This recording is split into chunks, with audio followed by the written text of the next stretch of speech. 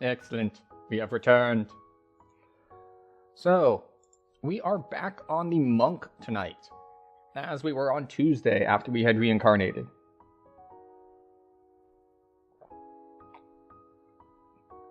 And what are we doing on the monk? Well, we haven't exactly figured it out yet. But if you missed it, on Tuesday, which is the last time we were streaming, we went through all of Myth Draenor and the 13s, excuse me, in Giant Hold. And after that, we headed out to take level 16. So we did. So we're going to run this next one a little bit over level, but I want to hit it because it is the new quest and I haven't actually run it like on level before. So, let's do our rolls. Okay, some remnants.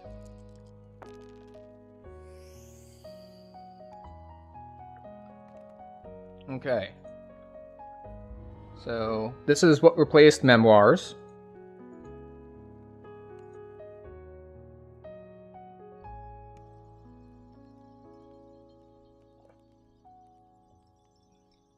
And we once again get the luxury of not really having to do any buffs. You step out of the camp. From deeper in the wilderness, you can hear high-pitched screams, deep roars. The dinosaur horde must be nearby.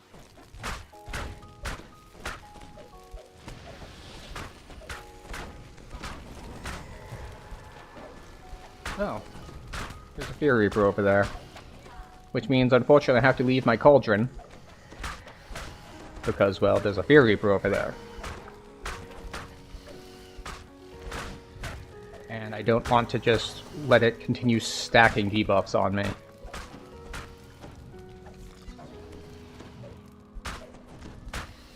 I didn't actually notice last time, because last time I was in here, I was on a what?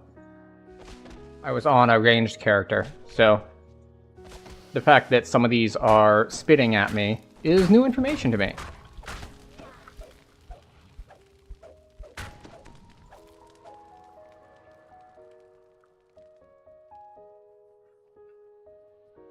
It is nice that they're all marked on the map. An ogre chants beneath a magic token.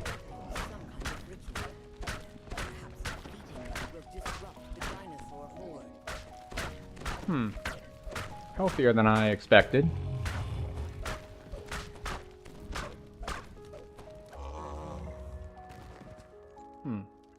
Okay. So we'll head over this way first.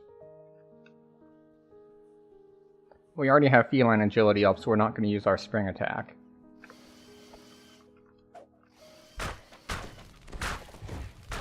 So, I wonder if I could do this better if I just,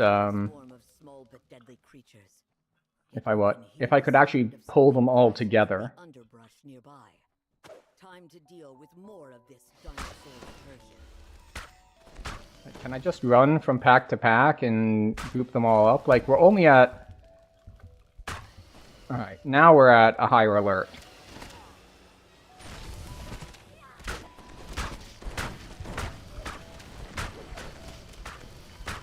Unfortunately, Cauldron wasn't off cooldown, and I was kind of thinking that it would be.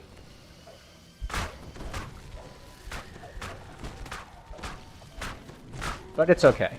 We have enough other attacks. And fortunately, the Plague Reaper was not able to hit me and interrupt my ability to heal myself.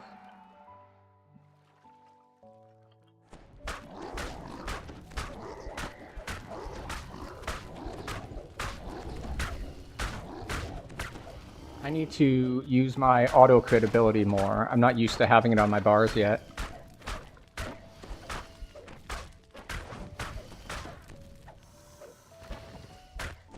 Yeah, see?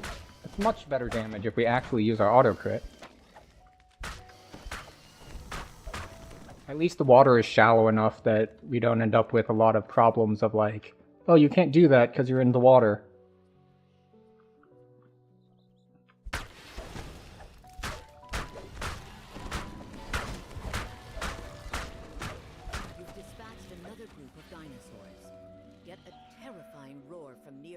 Makes it clear that the Okay. battle is not yet won.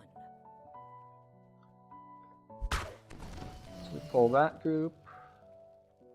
The next group is going to be this way. And the next group is this way. And now we can put up this. We can do that. And we can do this.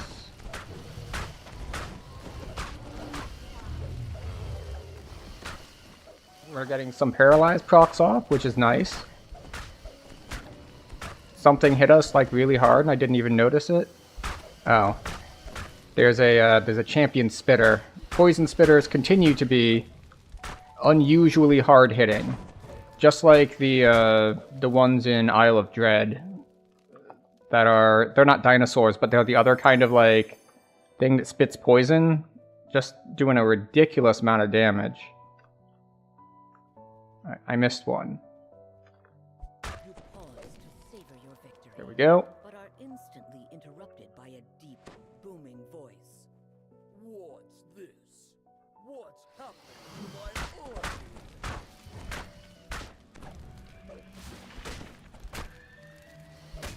army? Alright. We fight the Etten.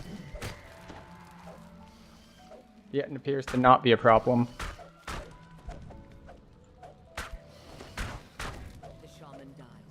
Interesting. So it's a little weird that the quest objective says defeat the shaman, but it doesn't actually clear the quest until you defeat all the dinosaurs too. Like, I would expect it to say something like, you know, defeat the shaman and his guards if you actually have to defeat the whole group. If it says just defeat the shaman, well, I would expect that the quest finishes when you defeat the shaman. Oh well. No special jobs.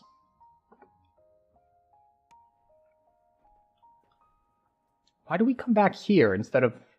That's odd. And a little annoying. But we are looking to do 14 today, so we're gonna do some giant hold cleanup. How long do we have on this? 30 minutes? Good. Plenty of time to get myself to where I need to be. Okay. So we're just going to go and clean up Giant Hold. And I say clean up because when I joined someone else's party, we did end up doing Prison of Plains together. So one of the 14s is already done. But there are plenty more still left to be done. And we can do those. So take me to Giant Hold.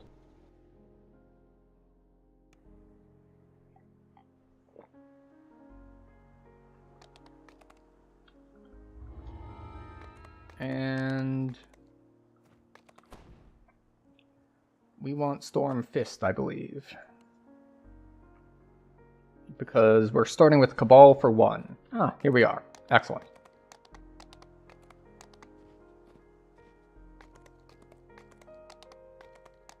The other impossible case? Who is Captain Two Stone? Probably a rare spawn giant or something that I'm running away from. I don't see him, so... He doesn't exist. That's how these things work, really. Like, if I don't see it, it doesn't exist. I rested for the night here when I first arrived. We'll set it on public. Why not? See, the hobgoblins have fortified this area and put it to good use. These ruins have long been inhabited by this fractured remnant. Hi. You want the... We've got a deal. God access. No, run along. You've got some conspirators to kill. There we With go. that, the Gateway is hobgoblin open. disappears into a passage in the wall.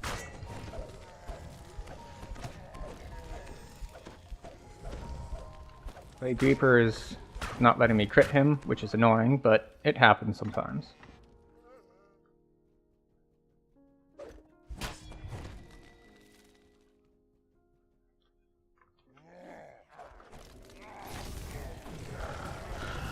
Double Reaper, not ideal.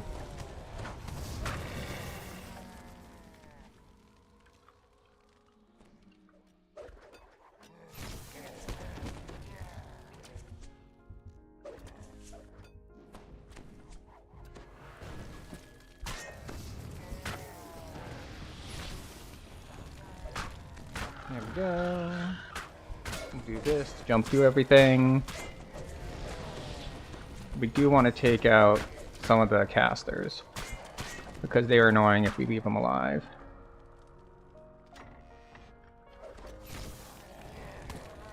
Where'd you go?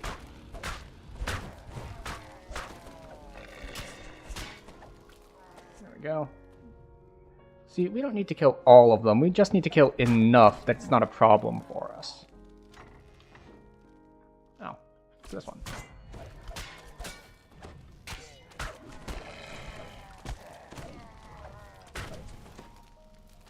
Although I did miss some remnants here, so we're going to come back here to grab those. Really? Full duration symbol of stunning.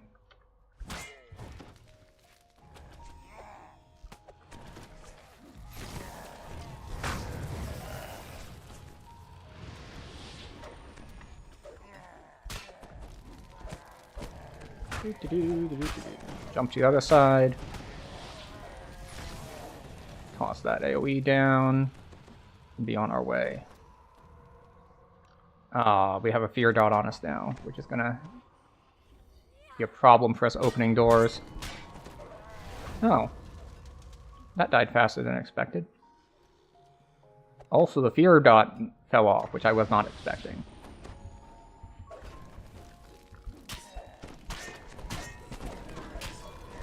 Alright, now we've got a Fear Reaper here, which fell off the edge. We still want to kill it because Reapers do teleport.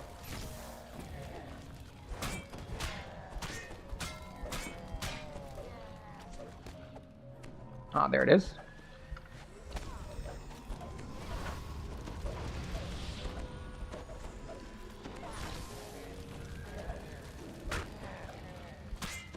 Fortunately, we do have True Seeing, so these guys that cast Displacement don't just ruin our day, because if you don't have True Seeing, they are awful to fight against if you're on any sort of physical character.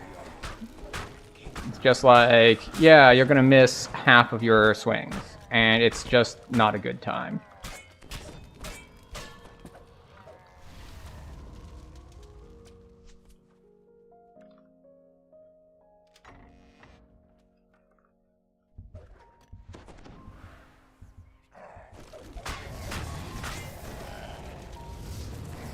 Why am I helpless? Something hit me with something. Oh, there's the dude. Ooh, multiple champion casters that had a lot of on-hit effects. Fortunately, they're all dead now.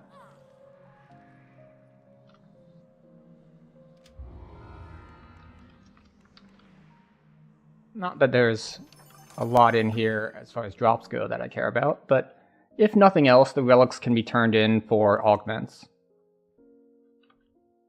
4 minutes, not bad. Well, 4.5.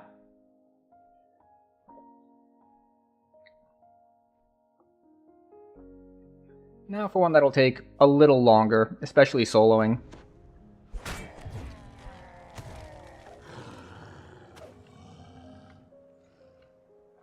So we're going to head over to Crucible, which is why I checked the duration on my hireling, because I wanted to be sure that she would still be around by the time I zoned in. And she's got 24 minutes left, which is more than enough.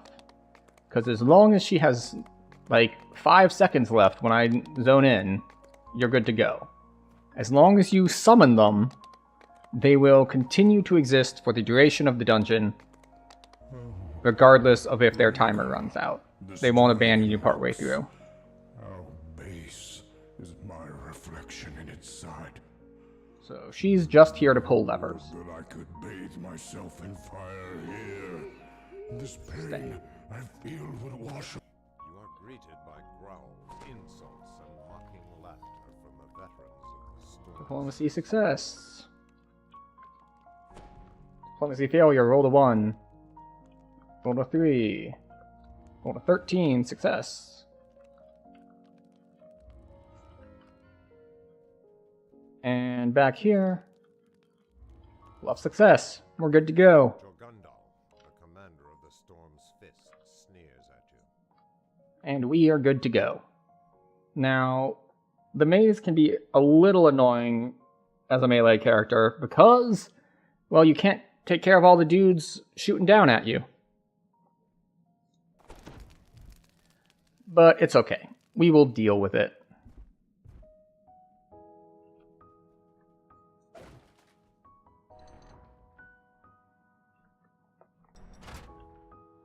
Alright, now we just need to wait for the door to open again.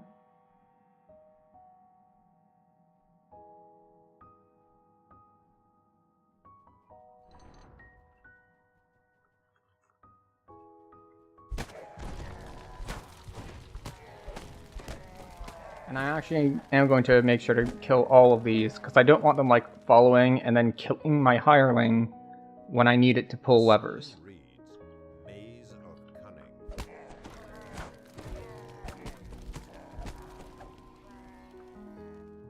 So we're going this way. We don't need her to pull the lever for us yet. Or, well, turn the valve. Turn the valve, pull the lever, you know, same kind of thing.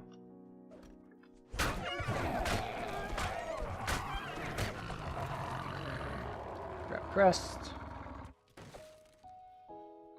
Oh, let's take care of you before you kill our hireling, and you, and both of you. Okay.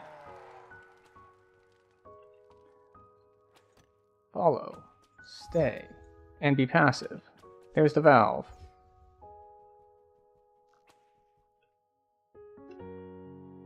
Going to turn off auto-targeting, so that we can keep the valve targeted. This is very important. And then I need to remember which click to use. I believe it's left click. Excellent. And now, because I still have the valve targeted, I can make her pull it. Like, you can kind of do it if you accidentally miss target. But it's a problem. Defend. Follow.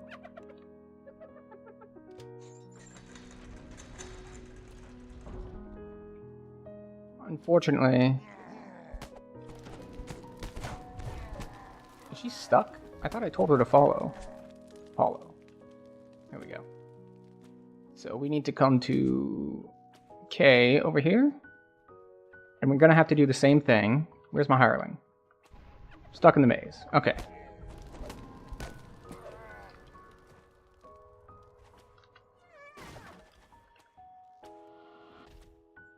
Follow.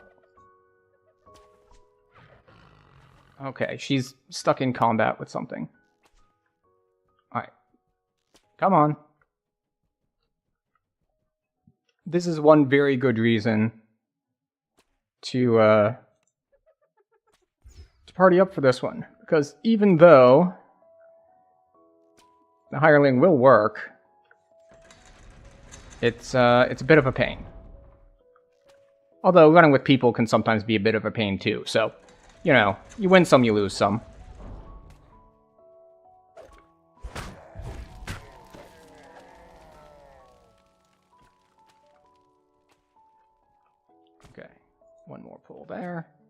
should be good to go.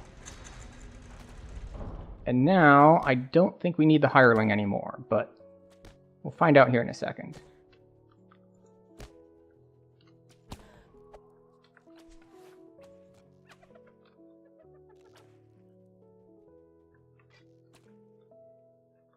Excuse you. Here. Heal yourself.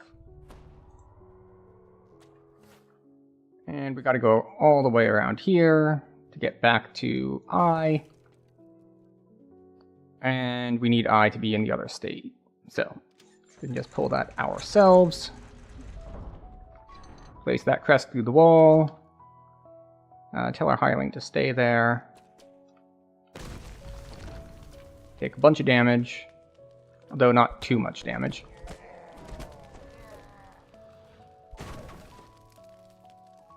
And go. The gilded dragon head next to the door has a hole where its horn used to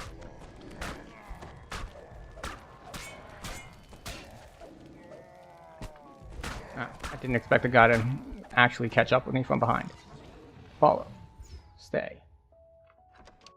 And be on passive now. Thank you very much. Strong currents tug at your feet as you step into the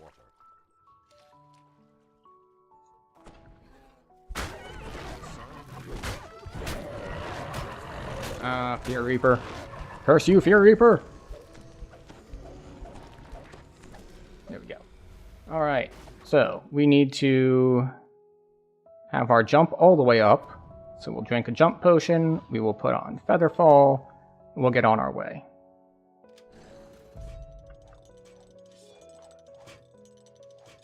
Of course, Monk is better than most for this, because you can do things like that. Much faster than most classes at making it through that section. There's something familiar about this cringing kobold.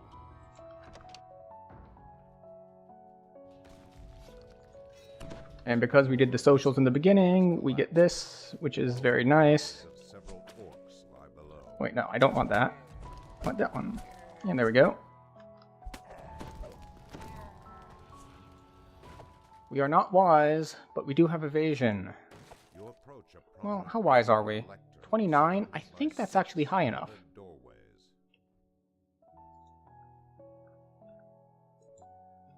Fourth hides death. And if you lose track of it here, it does show up in general chat as well, so you can actually look at it. So 4 hides death, nearest the book hide death, and even hide death. So basically, I'm left with a choice of 1 or 3. And this is why most people will just end up spamming, because even if you have wisdom, like I do, it often just takes it down to a 50-50. Now, if you have, 0 wisdom, it can give it down to 1. But let's see. 3rd, nearest book, and even. Oh, it has to be 1. No. Yeah, so the 1's nearest the book, so that's these 2. Even, so that's 4, 6, and 2. And 3rd hides death. Alright, so it's 1. Okay, so it did give us a definitive answer that time. Which is nice of it. So now, it is time. Just run around, single targeting all of these in a very annoying way.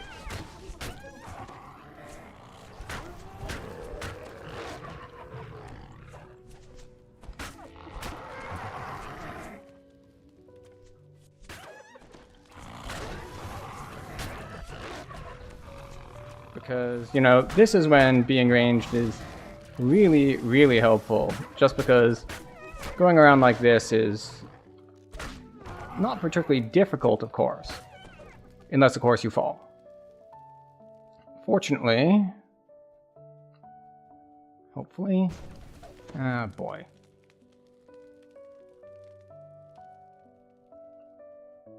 Okay, K-gates are open. So I did, I believe, pull the lever to drop the, whatchamacallit, to drop the ladder, but unfortunately where I fell, I've got to take a really long route to get back to the north edge where I can actually climb the ladder. Yeah, there it is.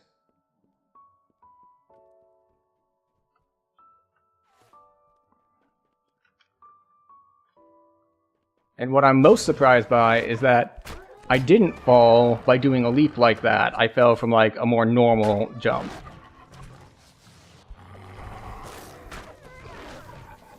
Or like that when I fat-fingered a leap attack, and I didn't really mean to do that. But we recovered thanks to... Oh, we don't have our Featherfall cloak on. That would make the platforming easier. You approach a bank of Okay.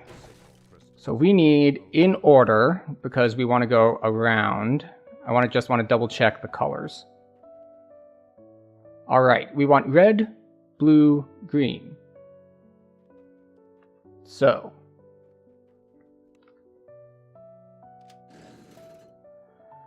304.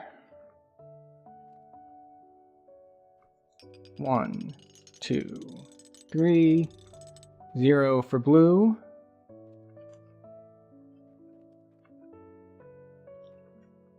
And, 4 for here. As the puzzle wheel clicks into place, a loud gear grinds in the southeast corner of the room. Alright, we put it back on our fighting gear.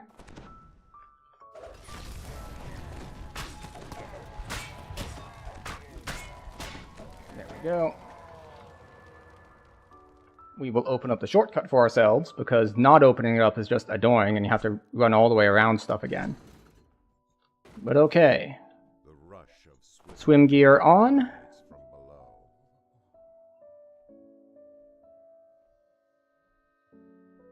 Yeah. And we have evasion and good swim and good reflex saves, so we're just gonna kind of cheese this. Hello, Kantouche. Welcome. We are soloing our way through the Crucible this evening. Well, not just the Crucible, but that's where we currently are. The swift current churns as I used to think that this was a difficult and annoying quest, and then I learned how to do it, and it's simply a quest that you have to be prepared for. But besides that, it's not pile of too tricky. Now, I am kind of disrespecting it, but that's because I can. You can do this even on a less powerful character by playing more carefully, which I am not, because I don't have to.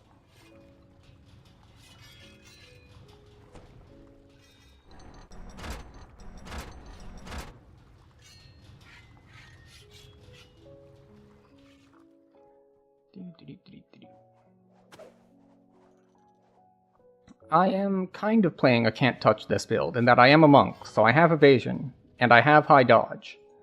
So that is somewhat relevant. hot gun furiously bangs the wall as you approach the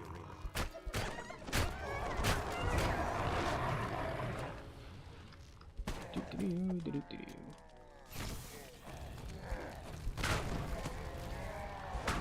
So we can't just skip these guys. You actually have to kill all of them to open up the next section.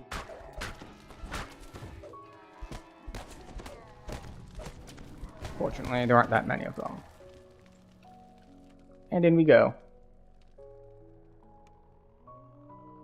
You hear Grogan the bugbear's growling voice. Now we just have to wait for them to talk for a while. Warriors of the Storm's Fist to the So we will arena do of power. our Obi-Wan. Your champion. Oh, I accidentally pressed it earlier, so I don't have any more charges left.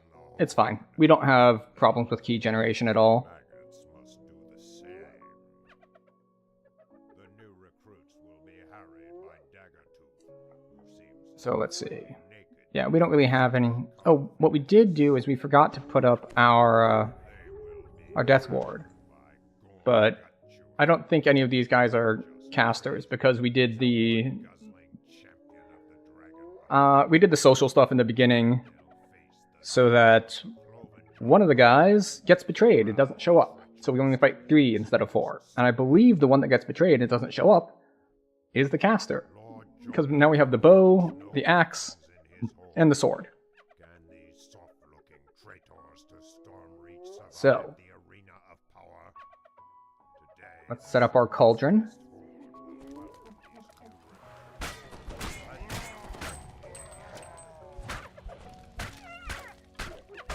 If I could get a crit, that would be nice. Wow. No problems. And this was R2, so not terribly challenging on this character. But yeah, a 15-minute Crucible solo is not bad.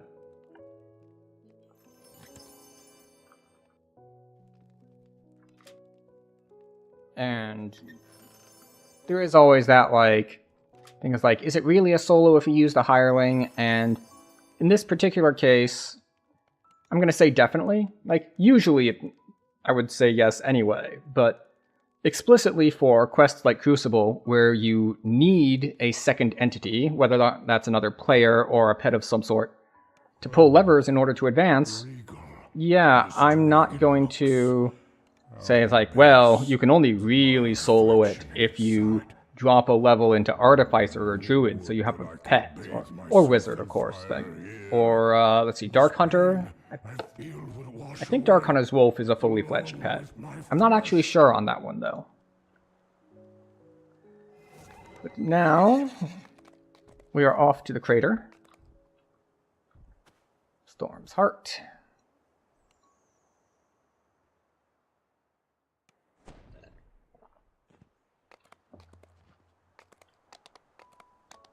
So this one is also really nice to have a party for, which we do not at the moment, but it's one that you can split on.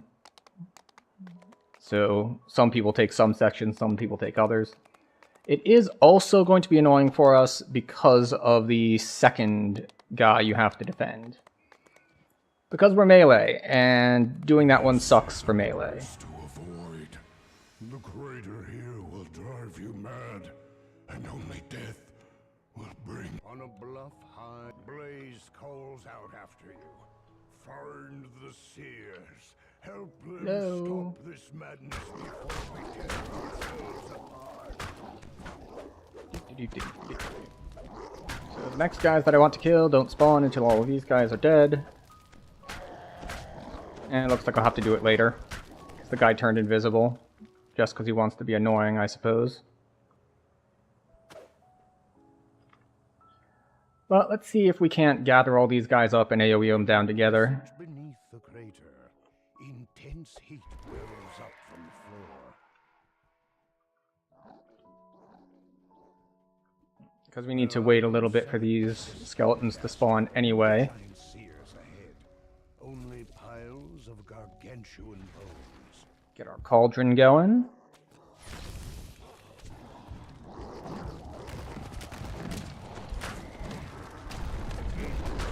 There we go. And beyond, a living giant bellows. You're made of bones, and I have a bludgeoning weapon. These guardians are some new magic, says the spirit. They protect Excellent. the South Crystal. Off we go. Come quickly.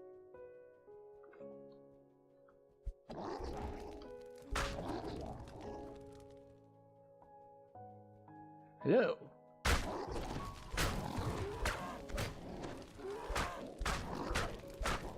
Excellent. And now we should be able to pull everyone to the first seer to get that part done.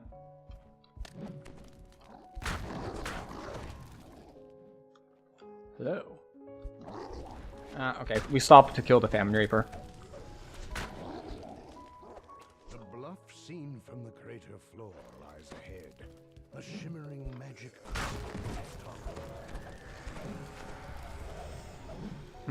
Okay. Here we go. We stopped to kill another Reaper. The seer stands before. Come, says the seer. The seer turns to you.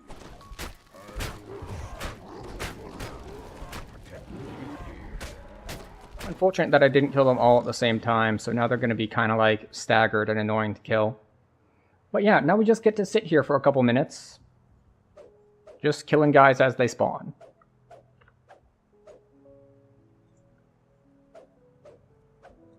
Now, we can do things like we can drop our cauldron.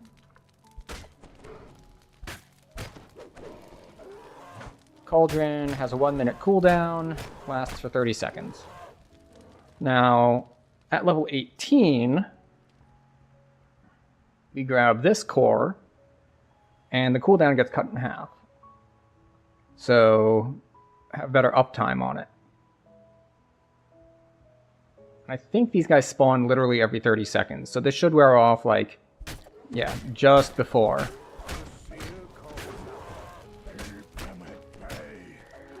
There we go. So, yeah. We just chill here, kill guys as they spawn. This is the easy one. The second one is the hard one. And the third one, we're going to call the annoying one.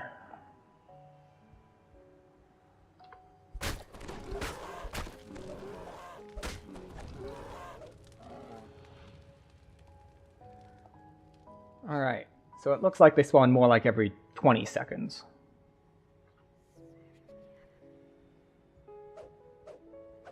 And I forget how many waves there are. It's probably like 7?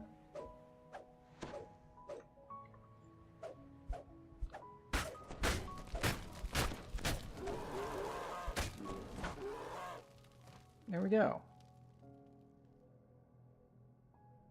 Almost done, the seer screams. Okay.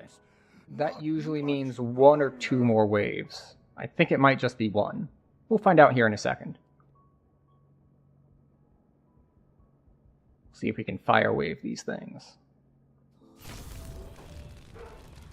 We can, but it doesn't kill them. It does, however, hit all of them, and make it so I can kill them with 1 more hit. So we're just going to chill here a little while longer. Just casually killing a bunch of Minotaurs, although not enough to satisfy the dude from the diplomatic impunity case. Or quest, rather, not case. Well, technically not that quest, but the other one in the chain. The one where you have to infiltrate the Minotaur area. There we go. I feel the magic source. It is near, I am sure. The dust and debris underfoot suggests this passage has gone undisturbed for a very long time. I didn't actually notice what kind of Reaper that was, so we will find out in a second whether or not this was a terrible idea. Yeah, plague. Not bad. Oh, and I hit the wrong button and jumped out of my flame. But it's fine. The gate opens, and a maddened giant seer comes charging out. The madness overcame me, says the seer. Better That now. one's down. Time to find the crystal. Yeah, okay. I wanted to make sure that I actually talked to him, because if you don't talk to him, then you have to come back to talk to him. You have to kill the enchanter, then you have to talk to him, then you come out here. Like, if you just kill the enchanter and you never talk to him, he won't be here for you to talk to. So. This will be crystal must be destroyed. Alright, so The he seer starts. turns to you. I do the ritual. You keep me safe. Alright, we have yellow dungeon alert. Not ideal, but also not really a problem for us. It's also beneficial for us that even though we are melee, we can jump around stuff pretty quickly. We're just trying to keep an eye on these 4 different ramps. Alright.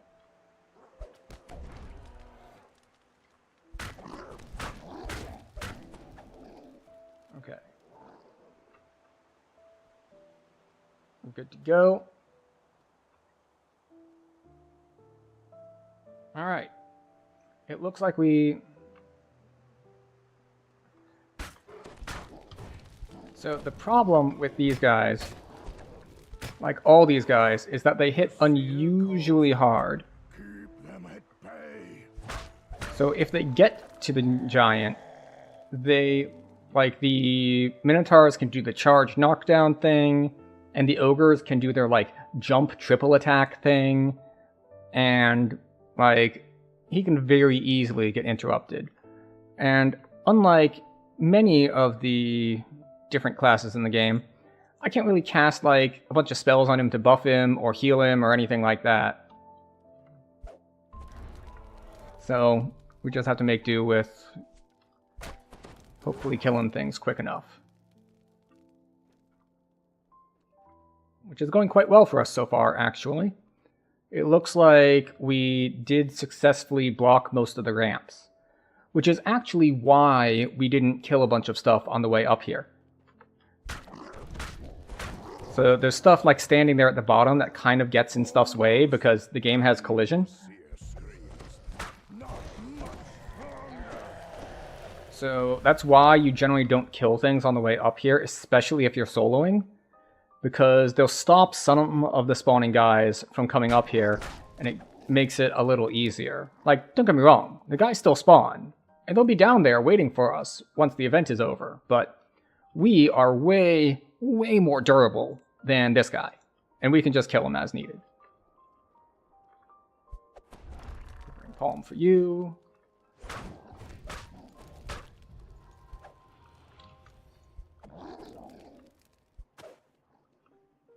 Did I miss any?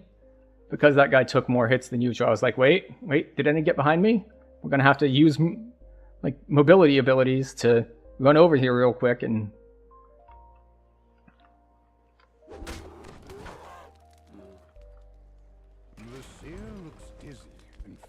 There we go. Great success. The caster of the spell.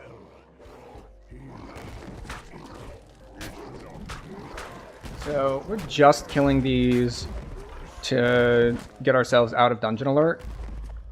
We're not actually worried about green Dungeon Alert, but it's more so that when I skip stuff here in a minute, it doesn't go up higher. Okay, we have someone here to join. There's a good chance he doesn't get here before we're doing the last one.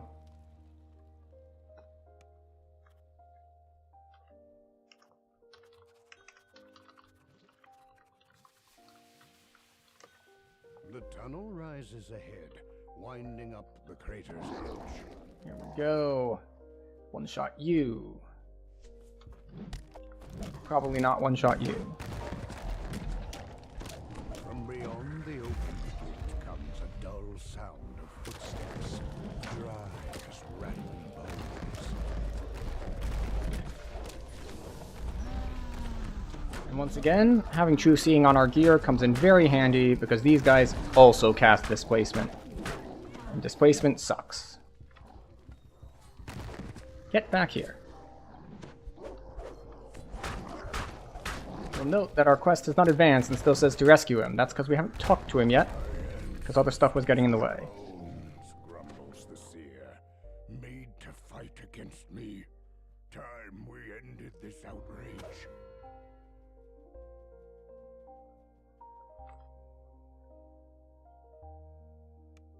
Arrows shower down from the entrance to the crater's northern slope. See what we can do about just sniping some guys as we run by.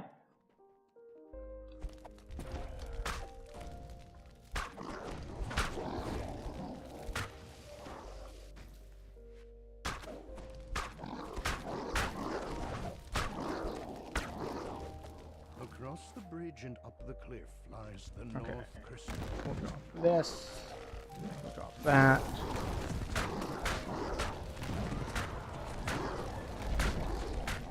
And just kind of AoE everything down.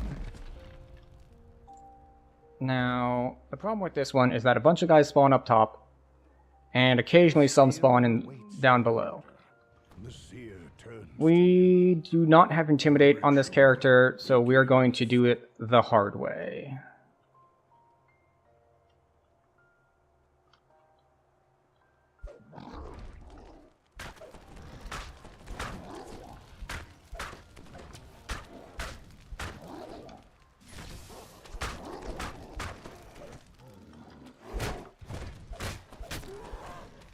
So we definitely need to keep the Minotaurs off of him. Right. We do have these two guys aiming at us, which is good. Oh, slow is awful to get hit with. Not so much for the move speed penalty, but the attack speed penalty makes things feel just really bad. You see how slow that swing was?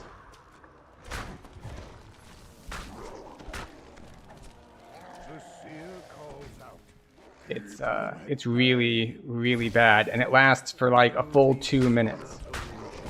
did not cause the Magstone spell. They used powerful magic to defend it.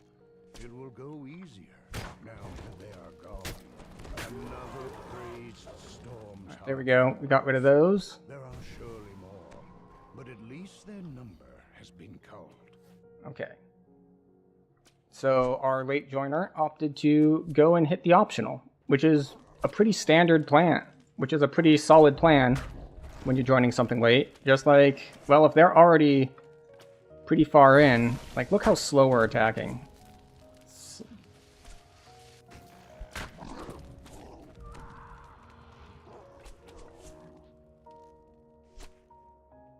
Okay, the Minotaurs are on the way.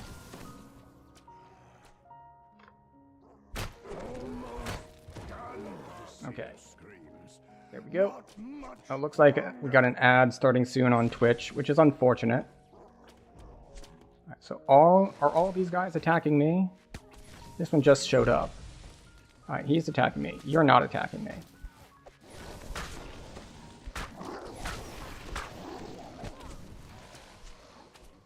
I want them to be attacking me.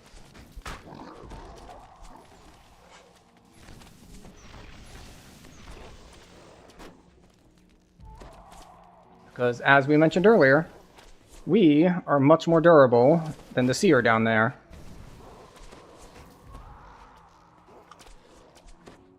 There we go. And we're take out those guys. Come over here. Excellent. Got him.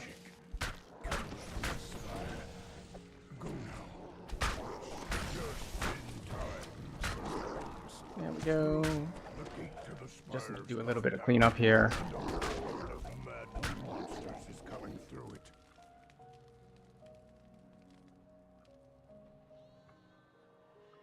I believe it is this way. Yeah, there it is. So you'll note that we're like falling slowly, but not all the way slowly like Featherfall, but like slightly slowly, and that's the monk's safe fall.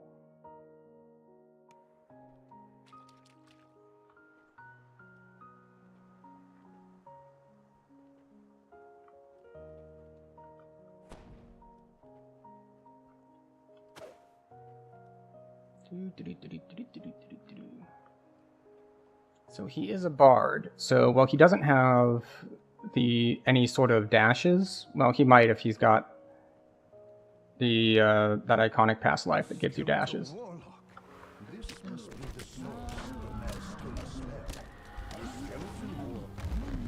But he should also have, well, I won't say should because it's not like a requirement, but he also has access to sprint boost and extra move speed for being a bard. So that is definitely something that he can do. All right, so that's what, 20 minutes? 17. Not bad. Our ancestors' bones used to hide their dirty tricks. A curse upon their heads.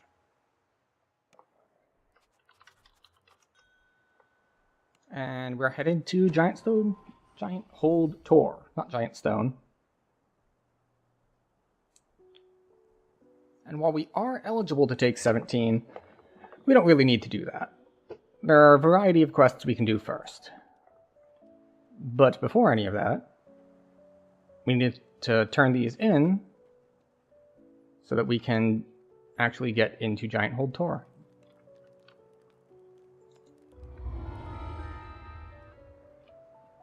Do I have any swaps on? I don't believe so.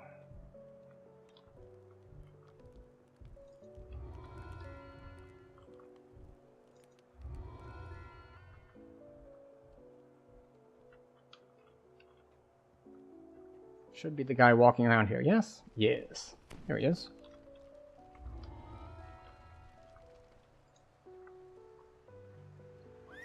Which one is this one again? Yeah, that's slow fall. So it's not safe fall, it's slow fall. Power attack. Yeah. Alright, same as before. Just sticking on R2 just because. A giant glowers down at you from a high ledge left of the entrance. Gather within the circle, he shouts. When you are prepared to swear undying fealty to the storm, the air around the circle crackles with magic. The giant's eyes are dull and clouded with malice.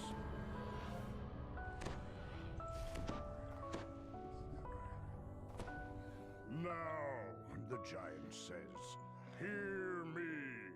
The Storm Reaver has refused your audience, and with the tree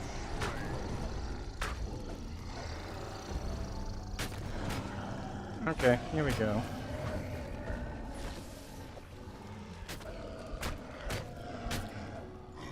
Wee songs.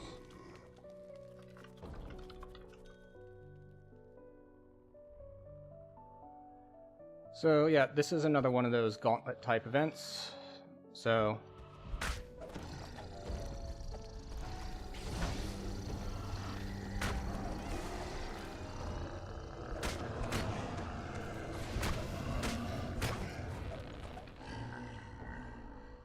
hi. Oh. Storm Singer, not Spell Singer, which is why we're not getting temp health from standing near him.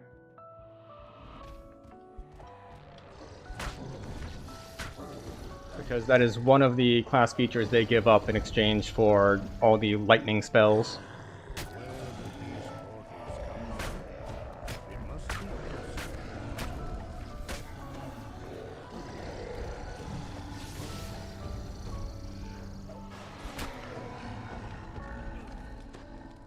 I forget what the other ones are. Besides, obviously, they give up one of their trees.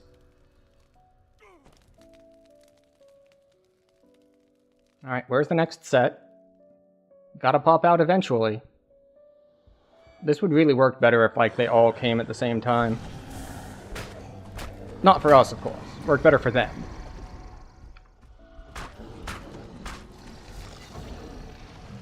Hi.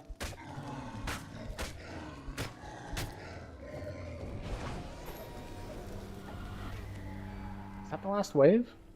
It's gotta be getting close.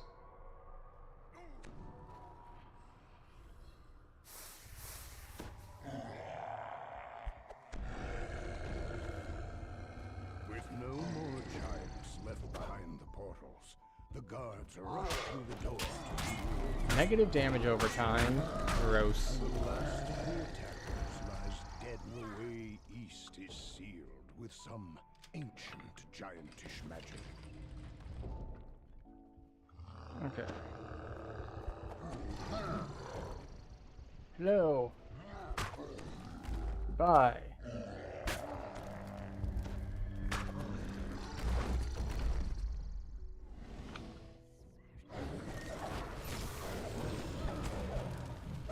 Oh, getting tripped is pretty bad here, but fortunately, we're inside our little protective circle.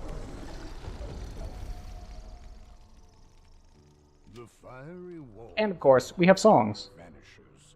Perhaps others of these ancient giantish barriers were deactivated as well.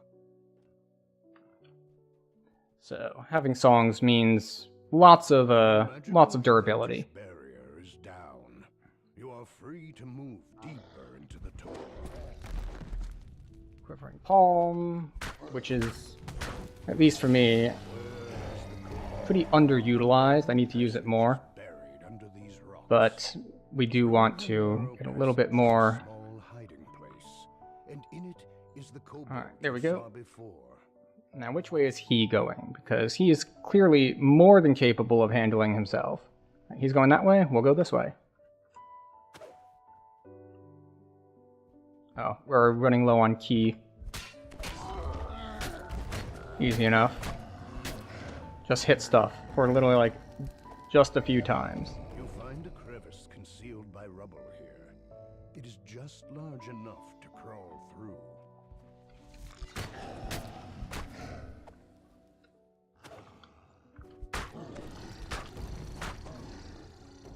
And off we go. One nice thing about having a quest with lots of like small numbers of large enemies is that Dungeon Alert is based on number of enemies. So it's way easier to just pull a bunch of dudes when packs are like 2 big dudes instead of, say, like 9 small dudes.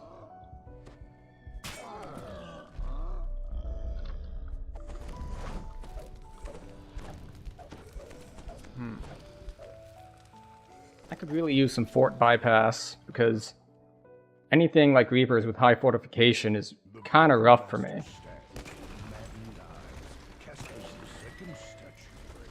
You did not have to come here to kill the statue. Oh, that's a Carnage Reaper. I can cast it just as well with one. Oh, we had a knockdown. That's unfortunate for us.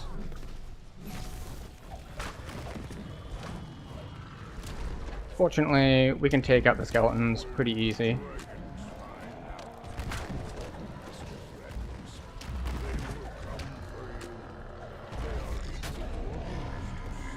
I do love when Leap Strike actually kills things.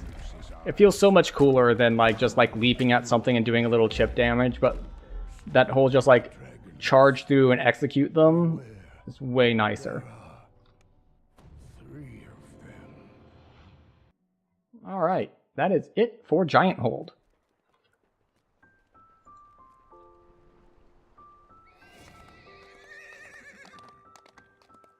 So the question is, which 14s to do next? There's really like 2 main sets. You can either go for Necro 4, or you can go for Madness. I generally go for Madness.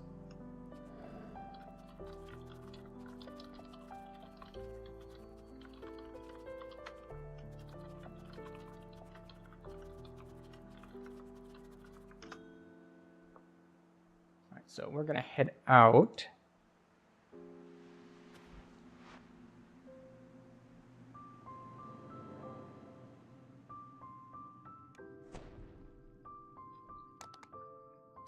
Well, let's see, what else is...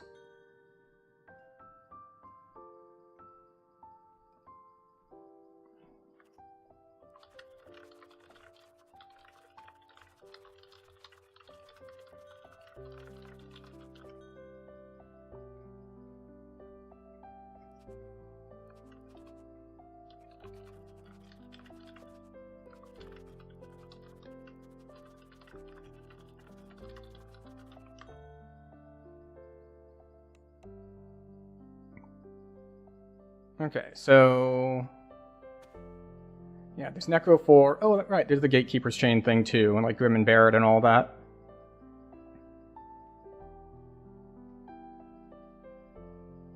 Do I want to hit Tower of Frost? What rank are we? 82?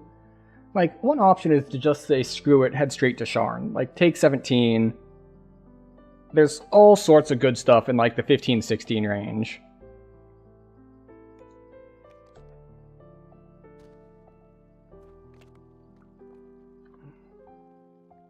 especially with like some newer releases.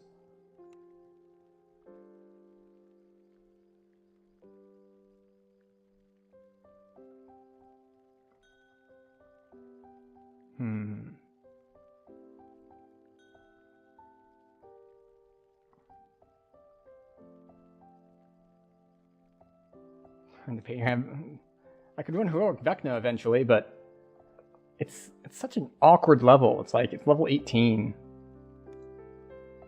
Let's check groups before we go any further. There are 3 epic groups. And then there is a group that's much, much lower level than me. So I guess we'll do Tower of Frost. Tower of Frost has a lot of running around, so it's a good candidate as this character who has a lot of move speed. Though the weather in the rest of Stormreach is hot and sultry, snow drifts down from the top of the wizard's. A voice booms from the magic mouth. Welcome to Theobald's home. Your actions are being monitored for security purposes. Oh, that's not what I meant to hit, but it's fine.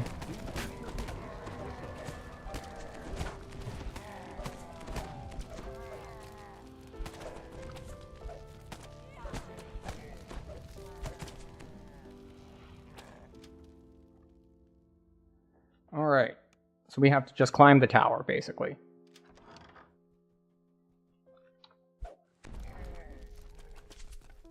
Note.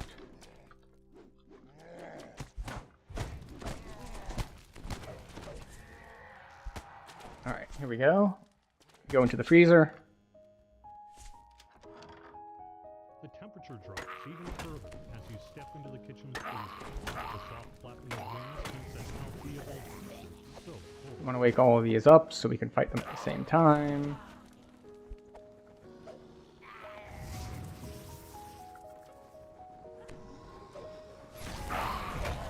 There we go.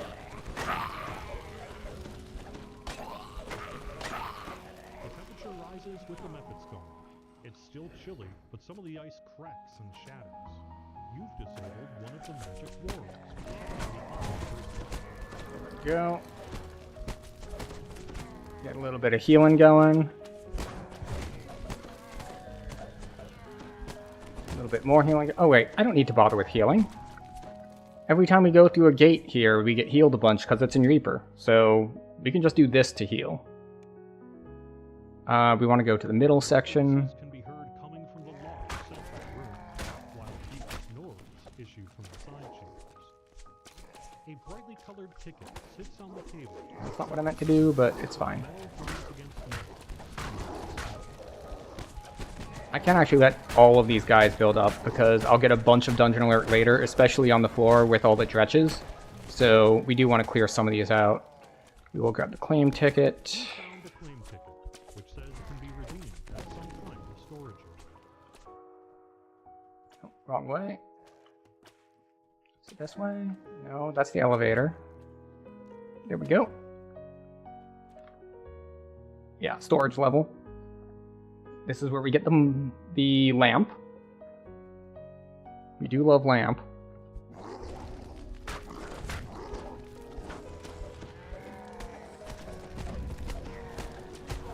So yeah, we are having a pretty difficult time. A large magic is above a sealed door.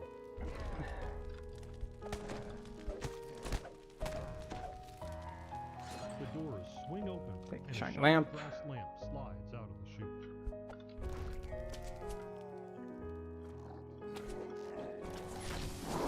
So we are having a hard time with stuff that has high fortification because we just don't have much fort bypass.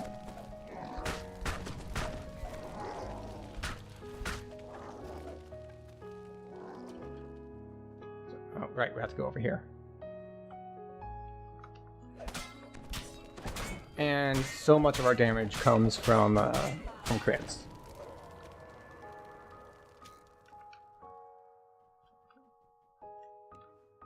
Garden level, we can just run straight ahead. I don't think we have enough jump to like jump over anything, but...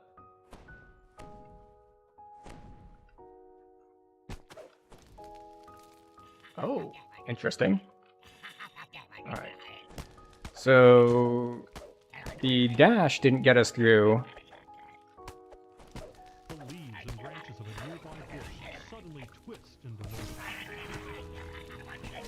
but when we used our leap strike, we went straight through the hedge, which is cool to know. That's a Plague Reaper. And we turn it into Jade. Very nice. No problems here. Disabled one of the magic wards, protecting the Eye of Reason. There we go. Of course, it doesn't help us because there's another hedge in the way, but you know. Progress.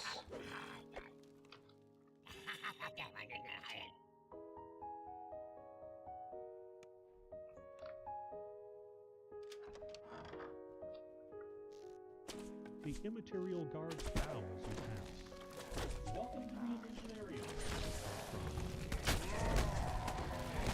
Go.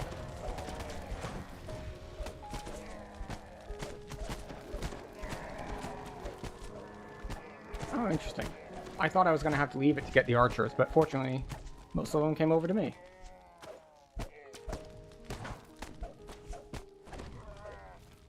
And I'm going to check the wiki.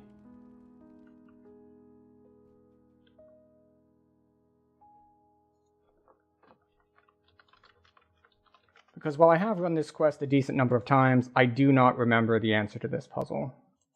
Alright, story 2. 2 sides.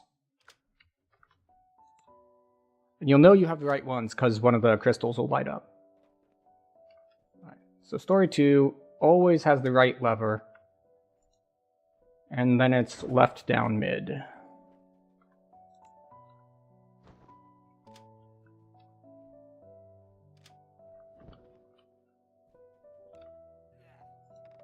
Your story was delightful, exclaims the magic mouse.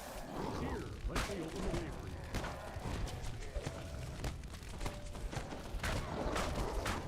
Okay. So Plague Reaper takes some damage, I take some damage, everyone takes some damage.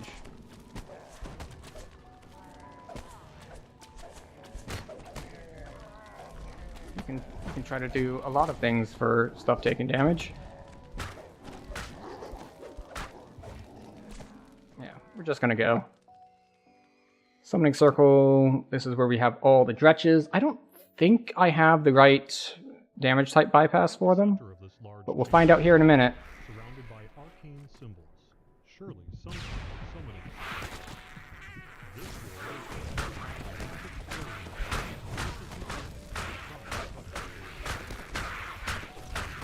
This This is why we did the thing where we put down our circle of flame, because there's a lot of dudes here.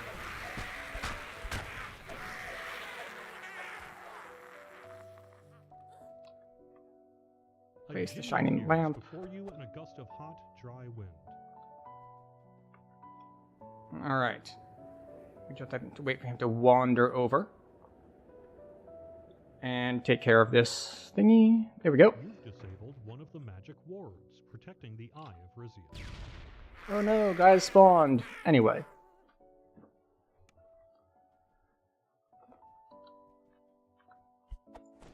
Okay, so they are immune to that. I wasn't sure if they were or not.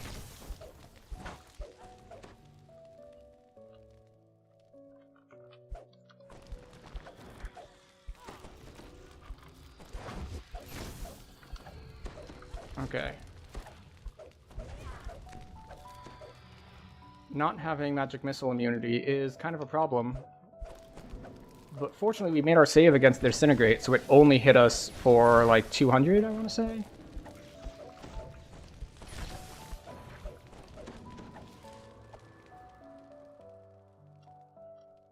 I'm watching, because I think Disintegrate can spawn on that one.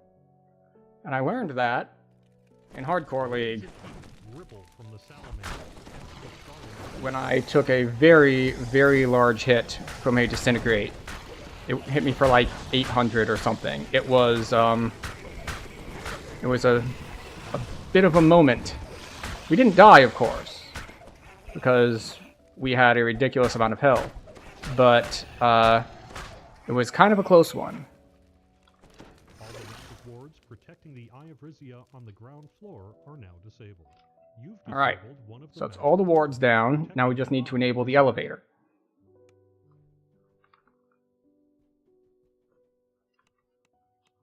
Okay. this. hums with magical energy as it activates. Okay, pull the lever. Teleport.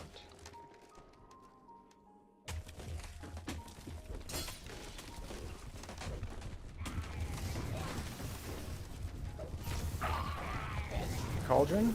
Okay. It had almost not come off cooldown yet.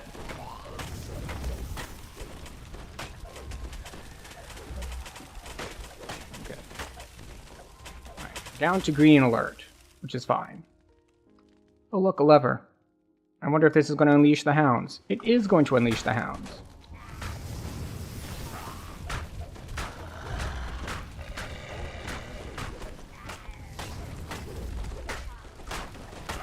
Get our cleave going. And yeah, we'll call that good. Teleport.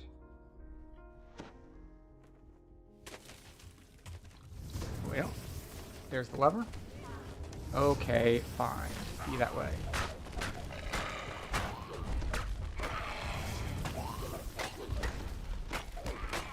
So right now we're just using strike through because the only cleave we actually have in our kit is the sweep from our racial tree. Like, because we didn't get like whirlwind attack or anything like that. I don't know why the Carnage Reaper decided to just run all the way over there, but if that's what he wants to do, that's what he wants to do. There's no accounting for taste in these sorts of things. I guess he'll attack me when he's ready. He's just being picky about his time to attack.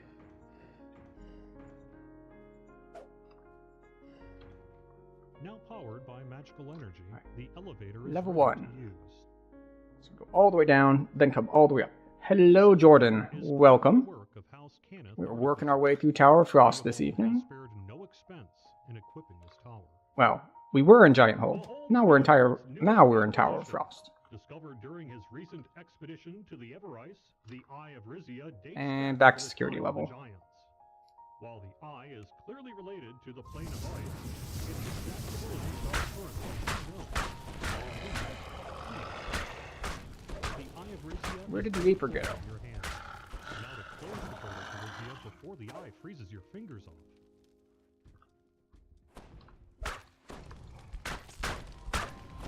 There we go. Put them down.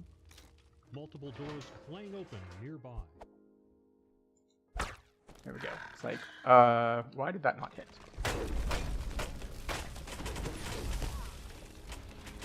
Oh wait, that's the wrong way. It's this way.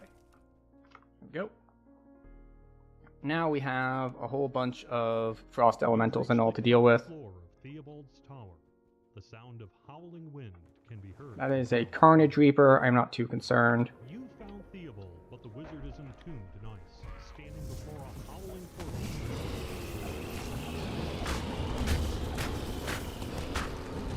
Okay. Things we really want to not be alive. The Carnage Reaper.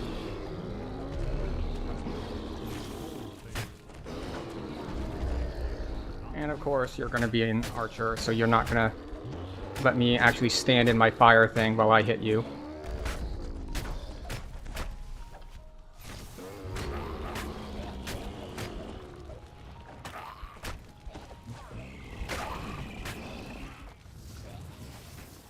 More fire. I really should use a lot more fire in a place with so much frost in it, but you know, sometimes you forget to use your proper elements. Dealt with the Rizian intruder. There should be nothing to stop Theobald from paying his overdue rent. Alright. So, 13 minutes, 30-something thousand XP. Still pretty decent for this level.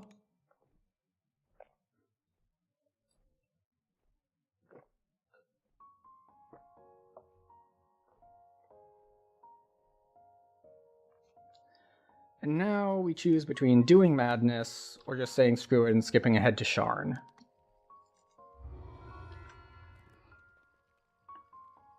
Let's see, rank 82, which means I would have one more point.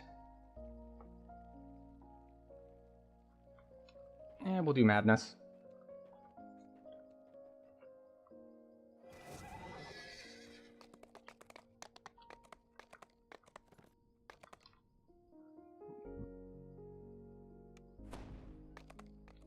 This is the wrong house. We want house P, not house J. No, other way around. We want J, not P.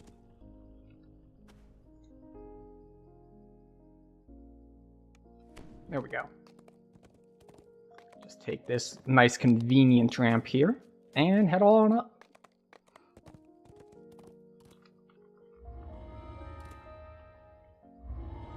There we go.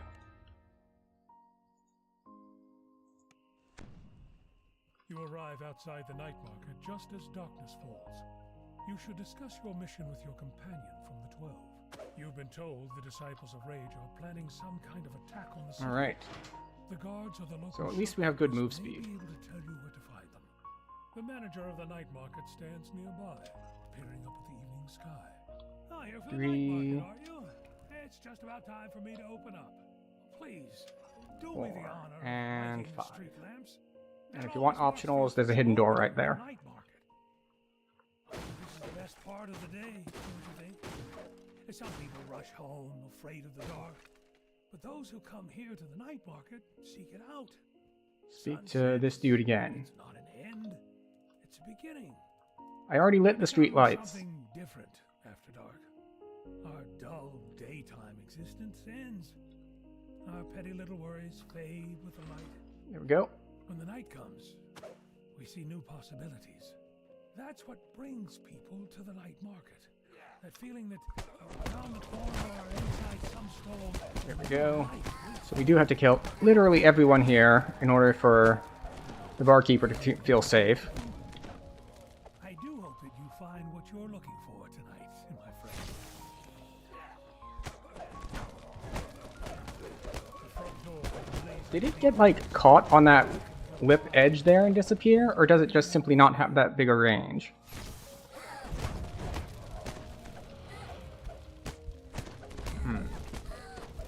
This is what happens when I use spells I've barely ever used before. I just don't know their range and how exactly they work. Rolo Greengrass should be willing to let you into the tavern now that the thugs are gone.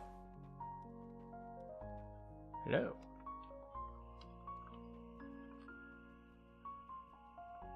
There's a lot of like waiting for people in this quest. Tavern side entrance.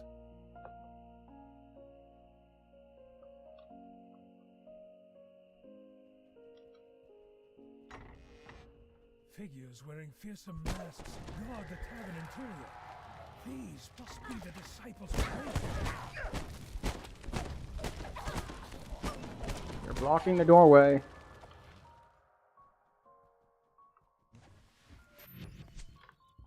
See if we can get it open. We can. Excellent. So we're gonna fight this stuff. Like, we're not actually gonna skip and just not kill it. The manager of the night market stands on a But- terrace overlooking the harbor, surrounded by cultists. Ah, you found it! Good, you just in time. You Oh. must stop the cultists. Hit the wrong button.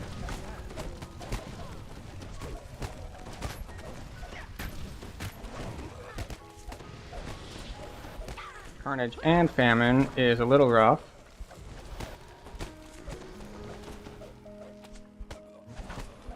So let's see. We actually should have done this a little differently, because you need to DPS him to get it to advance. So we should have hit him first, and then we would have been able to be like, aha, We are the ones behind this. now Disciples of Rage we're good. welcome what's coming, but it's not our doing. We are merely here to celebrate the end of... Hold on. Oh, it's happening. To your amazement, the beacon that is already shown over the harbor flickers. The light that protected this city for centuries is There we go. The curse Rid that of destroyed him. the giants has occurred. You hear the cries of an angry mob in the distance. A riot has broken out on the streets of the city. I forget, do we need to kill these? No, we do not. That's the sound of the future. That is the sound of the age of All right. rage. The sounds of shattering glass and screaming crowds echo. So we are going to You'll need to alert the storm reach do guard this right number away. to get They're around the only ones edge. who can end the Oh, riots. accidentally double hit Something jump. terrible Come has on. happened to the residents of this There we go. neighborhood.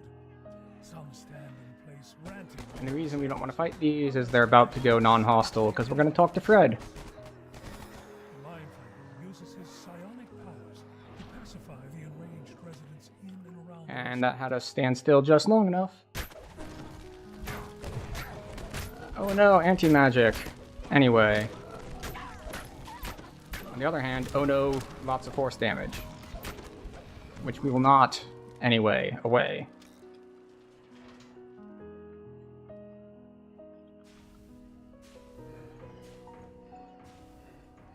Just need to click these the right number of times.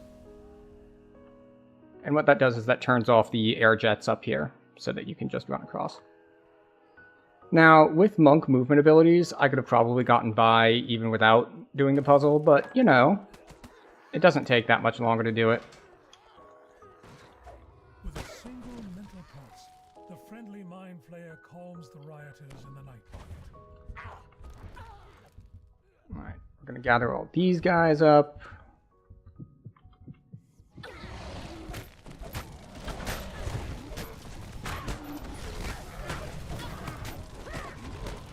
Go. Oh, got a Fear Reaper in here.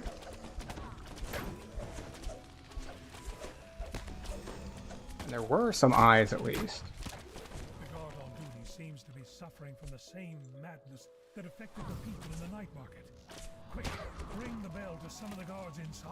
Alright, so there was still one eye left alive that was gonna keep me from hitting the bell.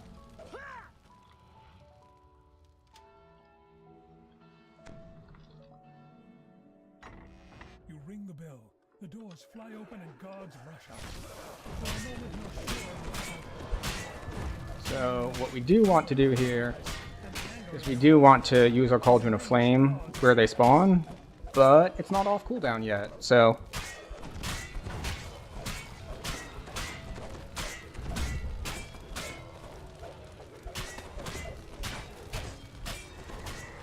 There we go.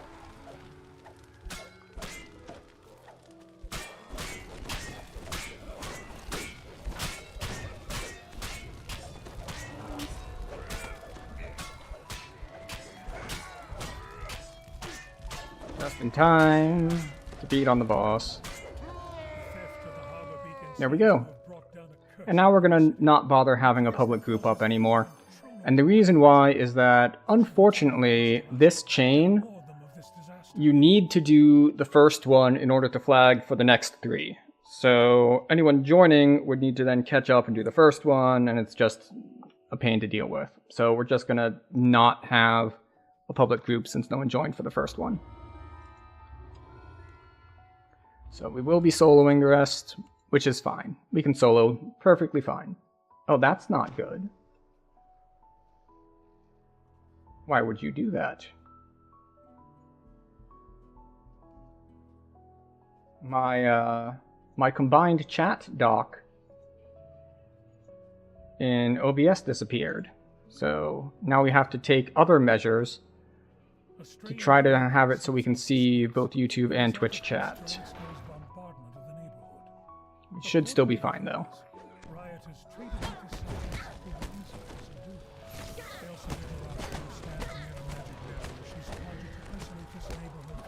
We need to subdue them by hitting them with a stick. A lot. Elsa lowers the nearby portcullis, giving you access to an alleyway to the west. You may now enter the quarantined area. It represents the too many people that were forced to live in the storm. So, yeah. Shouts break out behind the portcullis. Not a lot to be said for this section. You beat the citizens until they can't fight back anymore, First rioters in the courtyard. so that they know not to question their betters in the elites of the city. We represent the capitalism inherent in Stormreach, and that's just how it's got to be.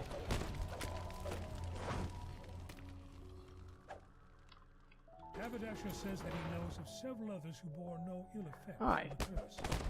The disciples of rage urge the crowd inside the plaza to commit greater and greater acts of madness. As we approach, we spot several cultists. Okay, so we're just going to rotate through all of our active abilities here.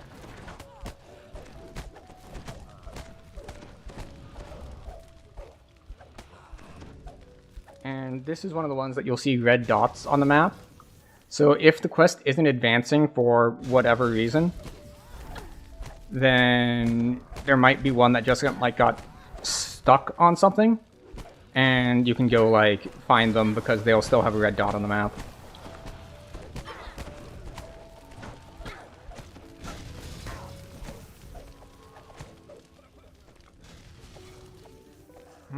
Oh, this one's still alive. Well, still fighting, I guess, would be more accurate. Like, in theory, they're all still alive because we are subduing them, not killing them. Everyone knows you kill people with a sword, but you get a giant stick and just beat people in the head, and they're just like, they're fine. They wake up like nothing happened. That's what all the movies told me, so surely it must be true. Blunt force trauma isn't a life-threatening danger, it's merely an inconvenience. With the help of the mist, you've managed to subdue all the rioters in the plaza. The way is now open. If you're not catching the sarcasm, don't hit people with big sticks. It can seriously injure and or kill them. I probably shouldn't have to say that, but there's a lot of things that you really shouldn't have to say, and somehow have to anyway. So, sometimes I err on the side of caution. You all came here seeking a home. The disciples of rage to the rioters. But instead of welcoming you, Stormreach turned its head. Time to give this city what it deserves. Alright, so we've got They Touched in here. Got Market Chaos in here. Got all kinds of citizens in here. Got a Ragecaster, who died just after they managed to annoy me by applying crowd control to me. So, they got what they deserved.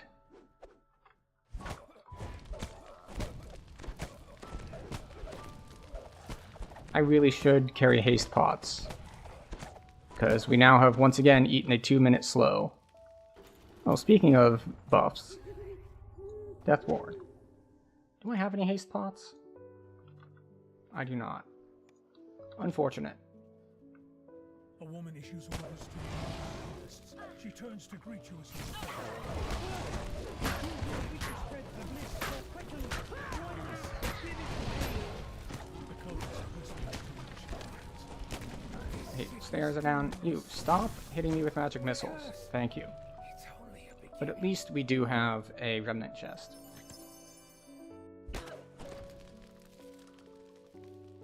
Also, another optional.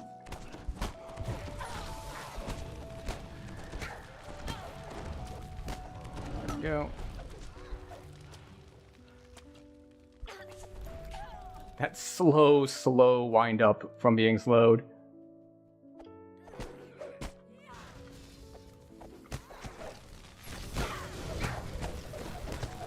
I keep thinking that I have, like, uncanny dodge, but I don't. I forget if, like, monks just straight up don't get it, or if I, like, somehow missed it. There's still a red dot on my map, like, right there, but I don't see anyone. Ah, there we go. Now, here we are, where we wanted to be. So, I haven't exactly figured out what controls the healing on my healing staff thing. I think it is number of people hit. Like, it's not like you get healed extra when you double strike. I think it's when you get the strike through. Which means sometimes we should be getting triple heals on it. What do we have here anyway? 2 Carnage? 2 Carnage. Which can be a little rough. Wait. 2 Carnage and a Famine. I was going to say, which can get a little rough because Carnage Reapers put a stacking debuff on you that makes you take more damage. And, well, with 2 Carnage Reapers, that's stacking twice as fast. Specifically, it makes you take more physical damage. And if you're wondering why we are killing everything instead of running past, Most, if not all, of the gates in here require you to kill everything before you move forward.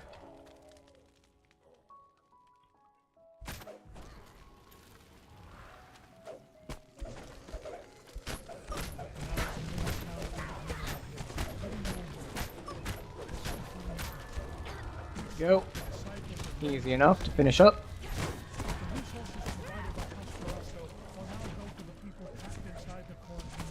And that is why we dashed away, because we killed an exploder. And after they die, they, well, they explode, as per the name.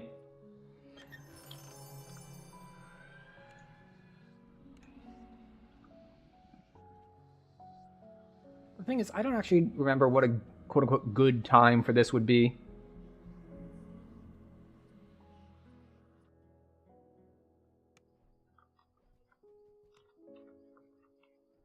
There we go. Okay, now we got the Brawn Pits one. We should be able to find out where he is because we have high concentration. A handful of nomadic giants have pitched their tents out. The wind changes, and a sudden whiff of musky odor makes you both nauseous and angry. Not by the river. Don't these brutes have a wash? Picking flowers by the aqueduct. Excellent. We will go this way. Okay, yeah, we do have to go around. I was thinking maybe I could, like, leap over there, but it looks like I don't have a good launching point.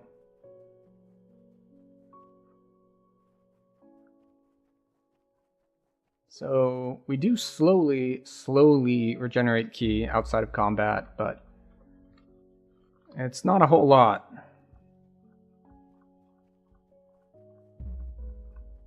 Alright, where's Mama Scorpion? Is she up here fighting the drow?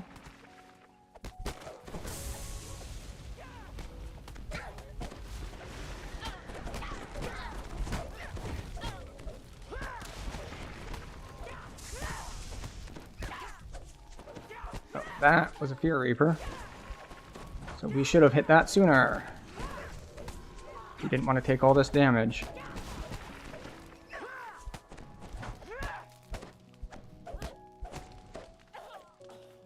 Also, there was not a scorpion over here. So there she is. Hello, Mother Scorpion.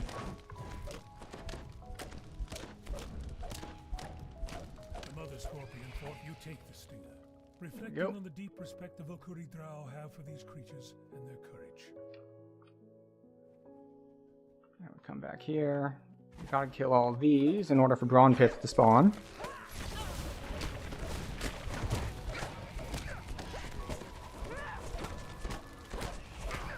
Go.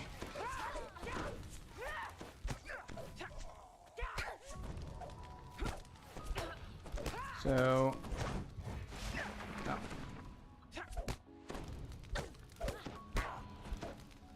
There we go. See, we killed them, and now here comes Brawn Pits.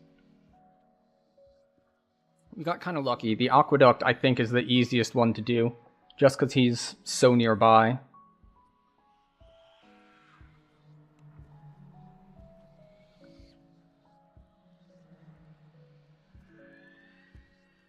He'll get here eventually.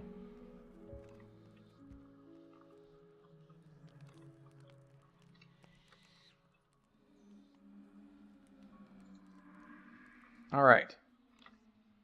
You lay down on the bed of Now we go to the end fight. Perhaps oblivion will take you for a spell, if you can just get past the anger that boils within.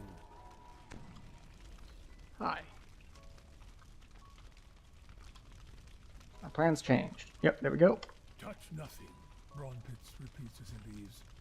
Get some rest. I'll be back soon.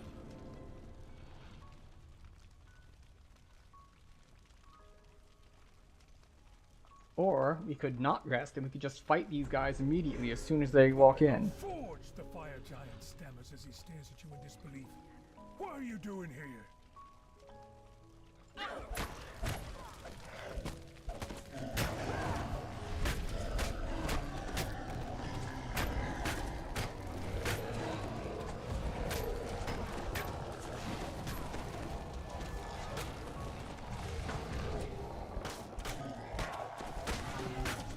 Okay.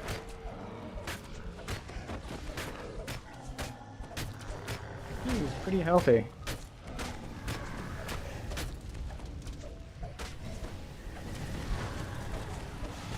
Wait, I thought I killed him. There we go. I was off slightly. What are you? They touched? So he dodged. That's unfortunate.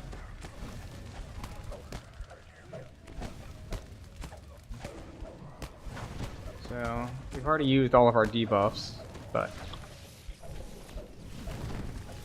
there we go. Excellent. Easy 18k. Under 5 minutes.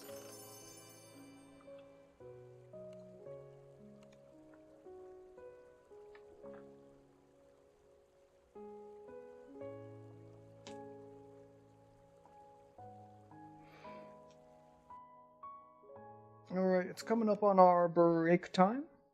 This is not going to be a long break. It's going to be like just 3 minutes where we will, you know, grab a drink, grab a snack, stretch our legs because, you know, sitting all the time is not exactly good for you. And when we get back, we will continue the quests. But if you're on Twitch, you'll see some ads during this time. If you're on YouTube, I can't control when you get ads.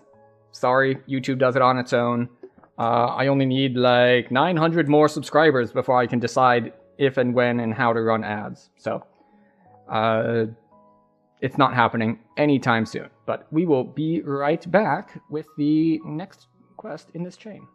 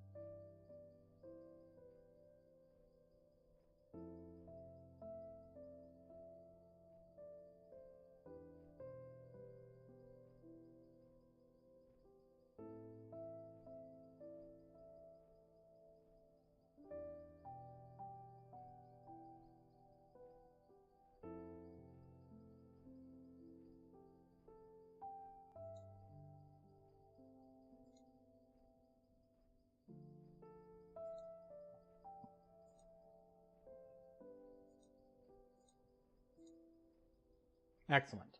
And we're back. And the reason that you see the red star field instead of the game is that the way it's capturing it, it doesn't actually see the game unless it has focus. So if I go over to, say, OBS or Twitch, or if I need to like type something, or say change from be right back to actually being back, or turn the mic on and off, the screen loses focus. So that's why you don't see it during those transitions. Which really what that means is I should do a better job. You've arrived at the Dockside Cartwright's workshop. And by do a better job, I mean set up hotkeys to do these things, so I don't need to drop focus. You found a way inside the building that's said to house the headquarters of the Disciples of Rage. Time to see if your informant was well informed.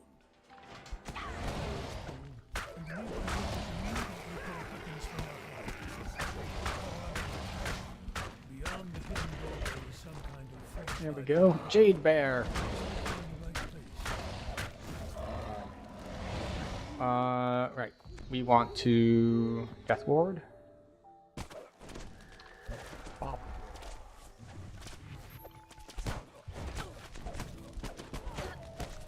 Pressure builds behind your eyes as a massive headache sets in. You feel restless and agitated. So we do want to try to get rid of the casters first, because most of our defenses don't work against casters. Like, we've got deflect arrows, we have high dodge, we've got all that stuff. But that doesn't work on spells. I'm pretty sure there are prestige classes in D&D that let you do things like dodge spells. I don't think they're in DDO. At least not that I recall.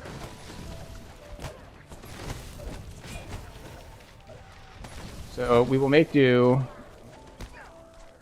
No. This is why I should have continued to prioritize killing the casters first, because they also do things like hold person. And that's just awful. If we didn't have our Harper pin, it would have been even more annoying. Although not deadly, because as you've seen, even when they do hit me with like arrows and stuff, it's been doing like 1 damage.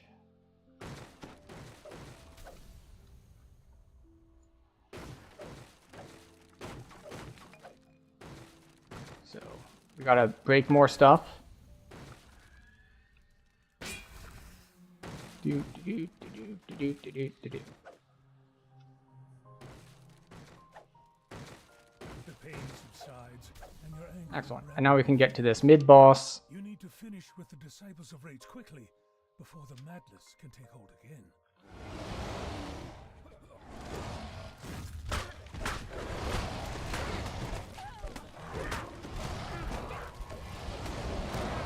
You get turned to Jade. Ah, it's the subduers that cast the hold person.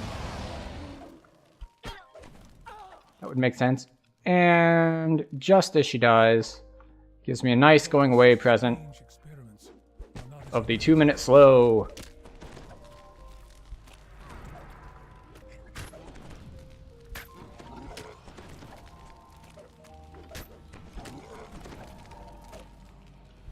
As we just slowly swing our staff at these things. It's fine. It won't prevent us from finishing the quest or anything. Oh, that's lag. There's a lot of rubber banding going on.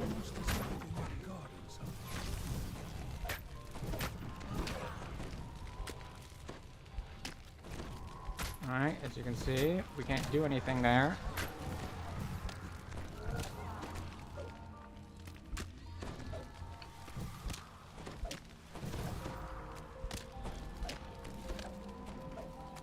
Okay, and we took a lot of extra damage there, mostly because of the slow, because we tried to attack the eyes that were hitting us, and it did not work.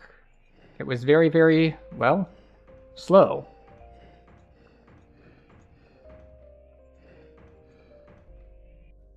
So now we get to start the end fight with, you know, half health.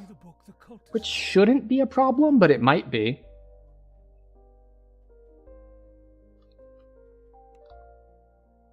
We've only got like 16 seconds left on this.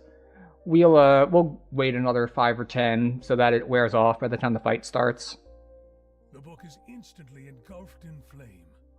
Yet before you can congratulate yourself on a job well done, the burning tome emits an intense pulse of arcane energy. The destruction of the book has brought forth a guardian. Now you've done it. Christ, thanks, God. These cultists were quite useful. Delicious. Okay, alright, I gotta chase you around so I can't stand in my nice and convenient both defensive and offensive area. Why can't I move? Yep. Don't care about the loot. We'll just release, it's fine. It's like, why can't I move? Well, turns out the answer is I was body blocked. I thought I'd been hit by some sort of crowd control, but no, just body blocked by all the guys spawning.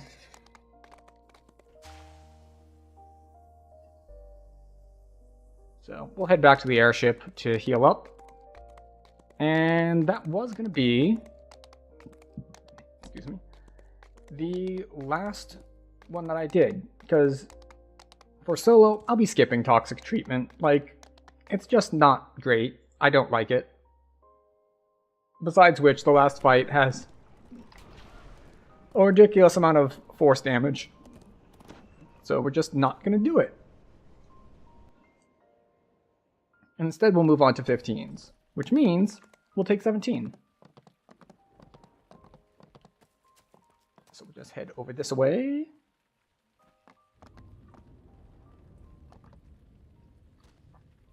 Let's see, monk is here. Next level is monk. Alright. Balance, concentration, tumble, use magic device. I have 3 more. I can put them in jump, I can put them in swim, diplomacy, hide, listen, move silently, spot.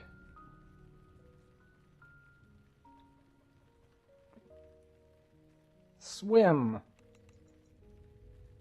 Just because, I guess.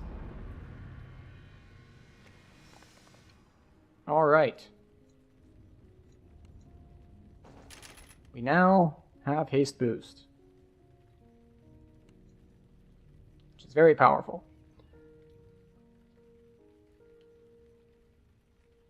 And I think the next thing I want is this. It's not great, but you know, they can't all be winners. Unless there's something over here we really want.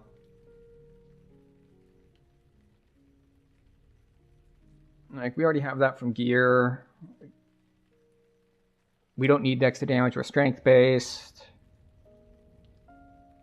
That's actually pretty solid. I haven't figured out my exact split later, but for now, we'll put 1 point there to get us to 20. And then we can take this. Or let's see, what is the upgrade to this?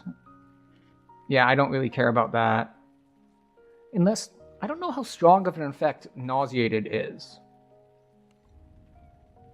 But Tomb of Jade is really strong, which is why it has a super long cooldown.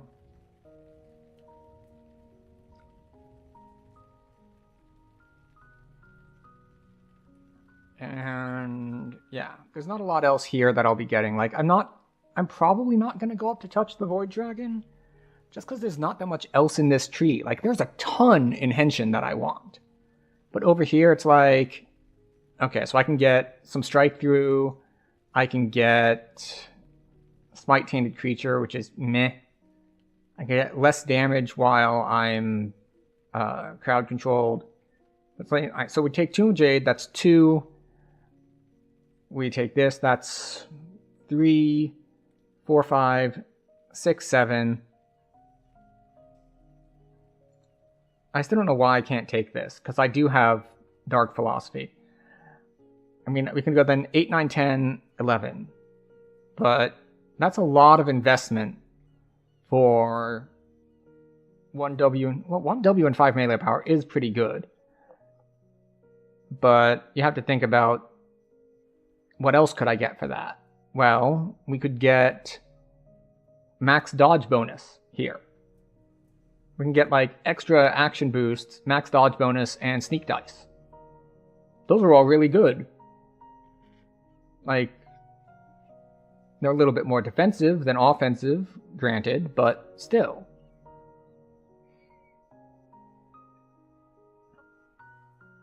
And like, I guess this isn't that good. It actually depends on the duration, because it doesn't list the duration on it. If the duration is like 10 seconds, it's bad. If it's like a minute, it's very good. So, but, and then over here, for our last 5 points, that's going to be 1, I believe 2, 3, 4, and 5. So we're actually going to skip the concentration, fort saves, and health in favor of the dodge cap.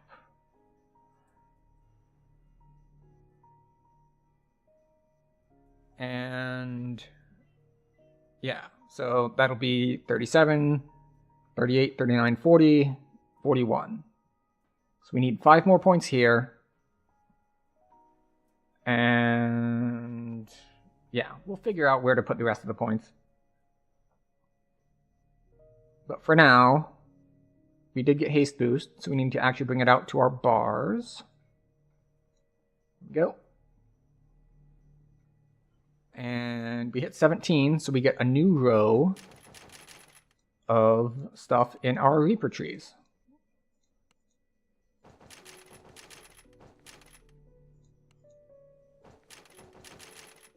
Not that most of this is useful, but you know, it's all good for extra health.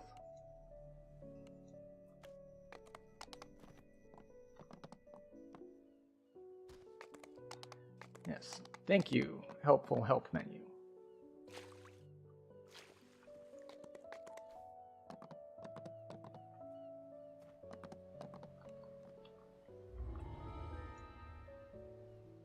And we can go back public again, unless there's already a group up.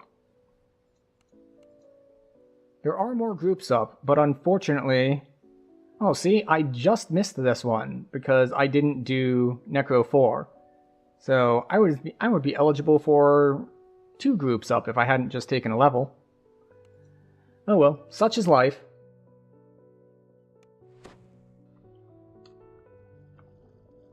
You appear underwater, encased in a magical bubble of air. A warforged waves you over. No doubt she's one of the crews to salvage the ship's cargo.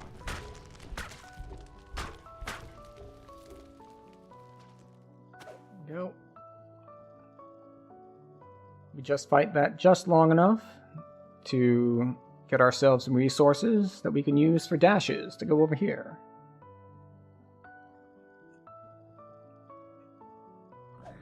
Containers salvaged from broken ships around the infested.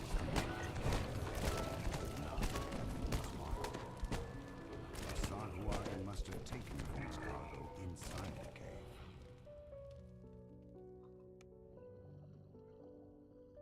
Come on, stop floating. You step out of the water and into cool cave air. It seems that the Sahuagin created some sort of magical area taking the ocean away. Go. A Sahuagin standing atop a rock high above sounds the alarm. Come and get me. You've made enemies of the Takamor, he croaks. More forces rush in from the caves nearby. Are you gonna come over here? I set up my cauldron of flame and everything. There we go. Don't know what the delay was about.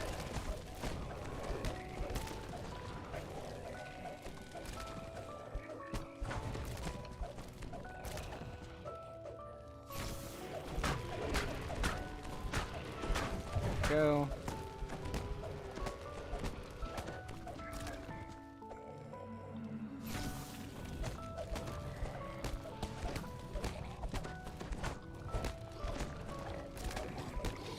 Okay, so we do have to kill all of... Oh no, this guy comes down. Right. I was like, wait, we have to kill all the ads? I didn't remember that. But no, it's...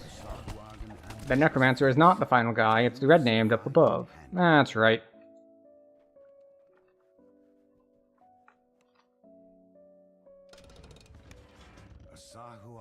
stands before a vast it allows ships to come and go.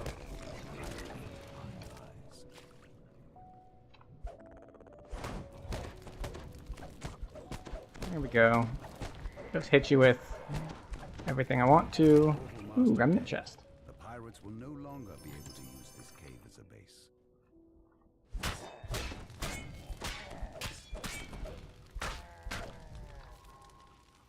Okay. Your search is finally over. Snarling moles stand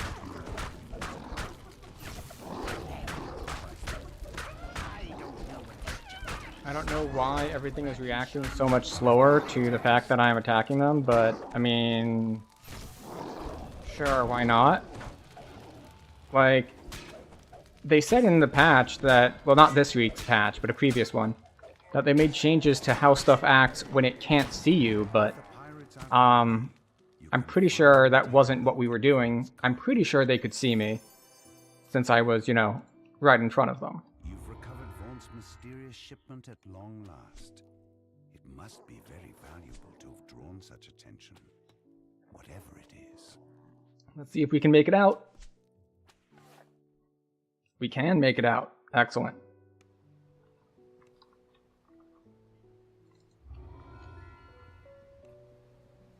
And off to Sharn, where they will give me a Sharn welcome, which, very similar to the Age of Rage chain, has the same sort of function where you have to do the first quest to flag for the next several, like all in one block. Isabelle Tremont waits for you here, atop one of Sharn's lofty towers. She can help you contact Lucien Vaughn. Isabelle tells you to take the elevator up to the terrace, then speak to Lucien Vaughn.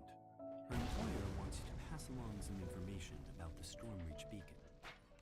You enter the boarding house, an island of quiet in the hustle and bustle of the All right, city. off we go. A genial halfling nods to you from behind the front So desk. many doors. A violent explosion shatters the tranquility of the boarding house and reduces the elevator to a smoking ruin.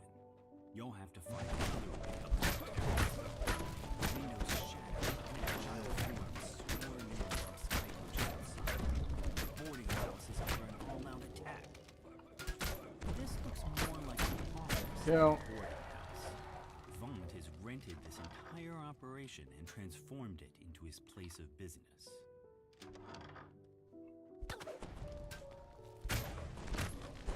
I keep hitting my cleave first, which is incorrect. I really should be hitting the double strike buff first, then cleave, because obviously I want to have my cleave double strike more. And it's not even like a small buff, like, oh, it's just like 5% double strike. It's like, no, it's 25% double strike. Like, it brings me from not very likely to double strike to probably going to double strike.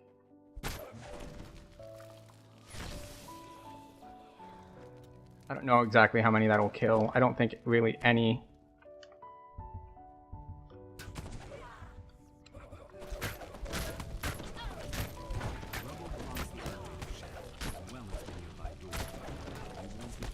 I was hoping there were more. Oh, there we go. I was gonna say I was hoping there were more melee guys who would actually like come into my fire, but alas.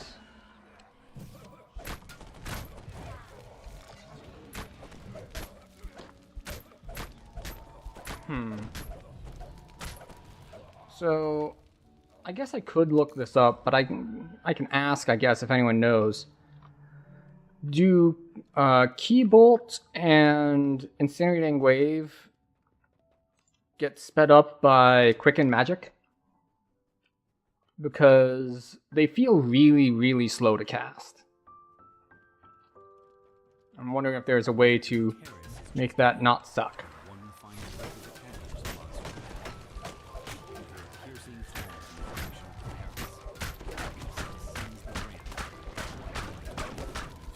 I will say that haste boost makes that part feel way better, just DPSing a boss, and it's like we're actually just going hog wild on the swinging all over the place. The figure on the skycoach ahead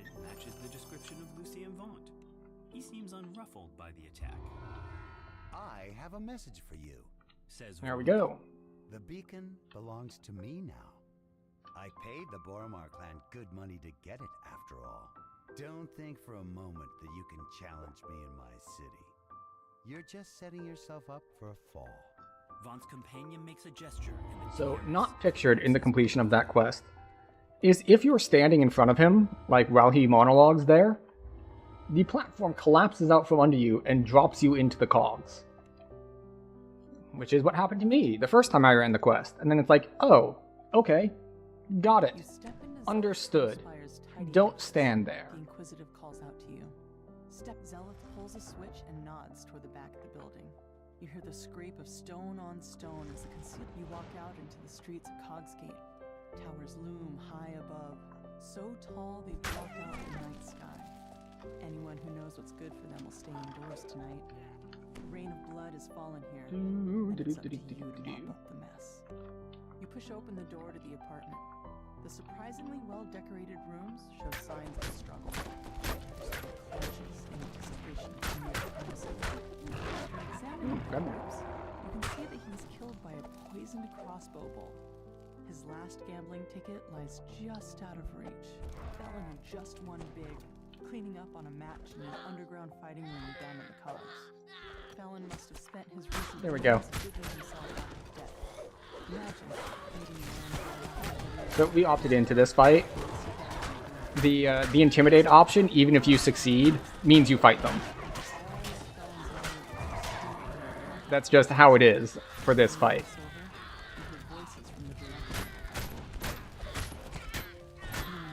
Alright, there we go.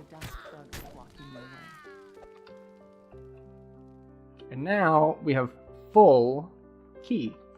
So we can just use all of our leaps on cooldown the whole way. No, this way, this way. I almost made a mistake. The gambling hall are wide open and its chairs are empty. Though the nearby tables are still covered with food and drink. Looks like the customers left in a hurry. You Oh. find a crossbow It's like, why can't I jump? It's like, oh, I'm hindered by the dungeon alert. Because I wanted to get to one side so I could, like, cast the wave thing and hit all of them.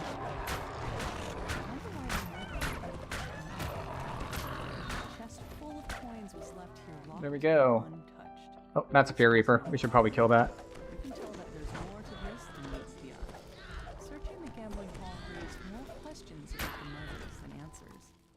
As you turn to leave, you hear figures clamoring outside the building. Off we go. You strike down the last of this group of Dastardons and check to make sure there are no more nearby. Now to leave the way you came. You learned all you can about these first two crimes. You head back to the Alright, North so Gate. there was a Reaper there who's probably going to teleport to me Zealot soonish. unlocks the gate, revealing a small lane that burrows deeper into the heart of Cog's But Gate. we'll gather things up and AoE them down, as is our habit, as you have no doubt witnessed. The shopkeeper's body lies forgotten alongside all the other casks in her shop.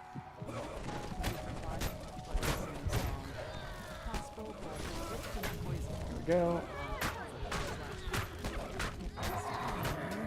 We need to clear the... Oh, there we go. Clear the gang members. Successful. Time to run again. A closer look at the keg reveals a hidden compartment. That's not what I meant to do. Some small packages line with all the laid out and hidden there so they could be I also consider it a little risky to leave so many champions alive. could have emptied the pawn shop. Go. You wonder, what connects all these gruesome crimes? The last of the heavily armed halfling thugs falls.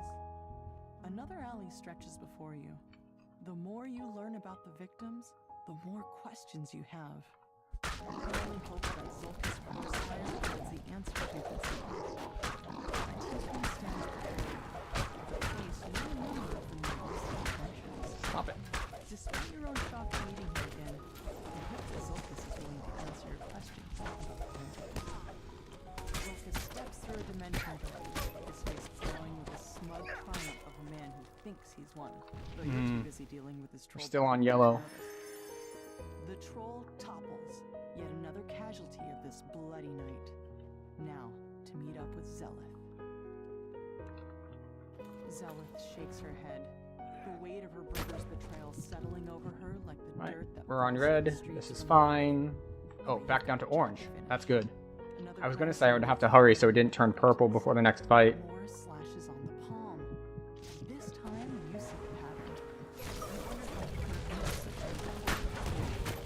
a slashes were used for their signature.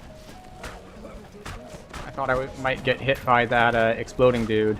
stooped down to search the contents of Naaman's pack. Looks like he was fleeing for his life when the murderer got to him. There we go. You find a security We ledger are embossed getting with a little bit and lower on topics. health because we've just been like face tanking a lot of stuff. Victim had worked for him. Especially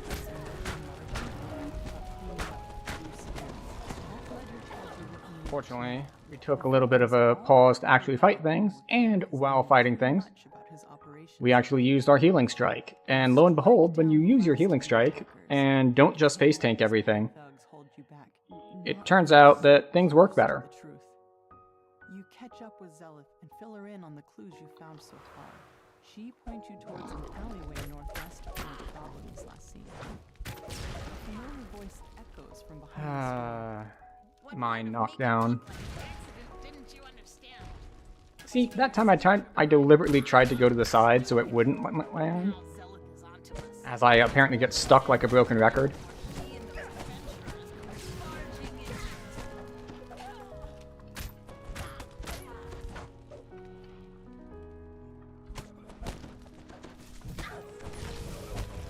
We got a Reaper. Good, good. We can kill that. Get a Reaper down. Breathe a sigh of relief as the goblin falls. You've sent the murderer to his just reward. But as you turn to confront Zolkis, the goblin suddenly Alright. rises. And we are Zolkis good to quickly go. casts a dimension door. The tiefling and the goblin disappear through it.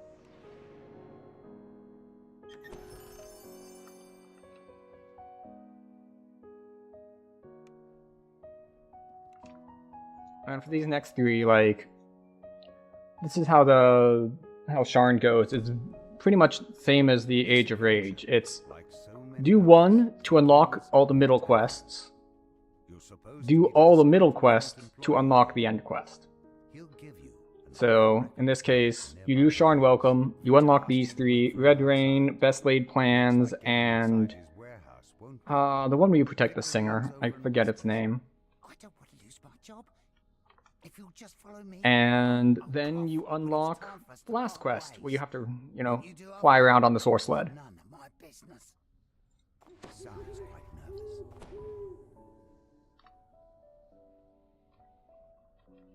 Victor coughs and nods at a flimsy-looking. Alright, now let us see if we got lucky on where the ledger spawns. Must be your way inside. Time for you to investigate the warehouse. Let's see, did it spawn here? No. But we did get potions of haste, so if we get randomly slowed by something again for an extended period, we don't need to worry about it.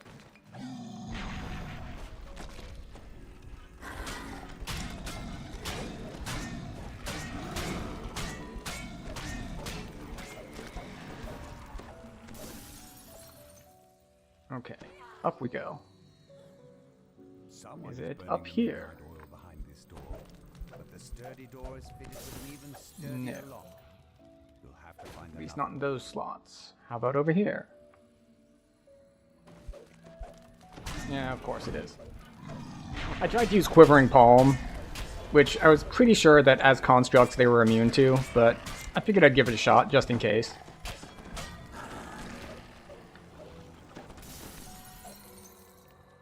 But we did find the ledger. According to this ledger, all of the blueprints have been moved to the office upstairs for shredding. You need to get in there. You hear a scream of pain from up above. A scream cut short. Go. With steel. So we need to do these thingies. Let's see. Purple is an A X. more measured voice responds. What of it? The excited gnome bounces And orange is an X. And then we just hit this one until it works. around. Otherworldly Because we know two of them are right. surrounds the handsome being. So we just turn that until it works. Same thing works in combination locks in real life. Like, if it's a 3-letter combination, and you know the first 2 letters, well, you've basically got it solved. All you have to do is just, like, go through the last bit and be like, okay, I'll do just like, I'll go 1 through 5, or 1 through 10, or however many numbers it has, and then you're just good to go. Oh, Carnage Reaper. Not ideal.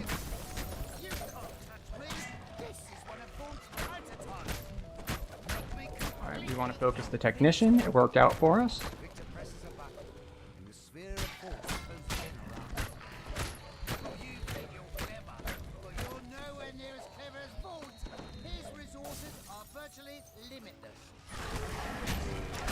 Come on, Technician, go down. There we go. Oh, another Carnage. Now, this is working out surprisingly well for me, considering that I'm not wearing freedom of movement. So, for all that, like, I'm standing on grease, but not falling down. So, it's a little lucky that I was making my balance checks. Dex saves?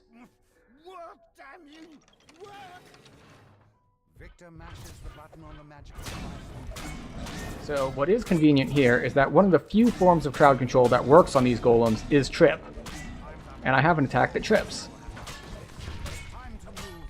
So that is very convenient.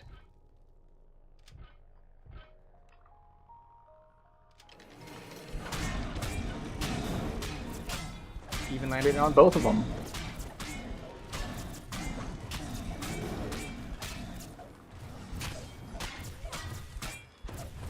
Pharaoh goes away.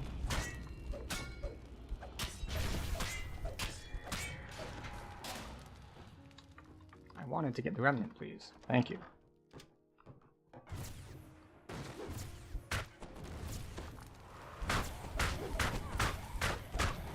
So, if it doesn't turn things to Jade, the Jade Strike also leaves a debuff that makes them take more physical damage. So, it's worth using even on things that I think are immune to it. So, if you see me using that, and wonder, like, why would I bother when things are immune? Well, that's why.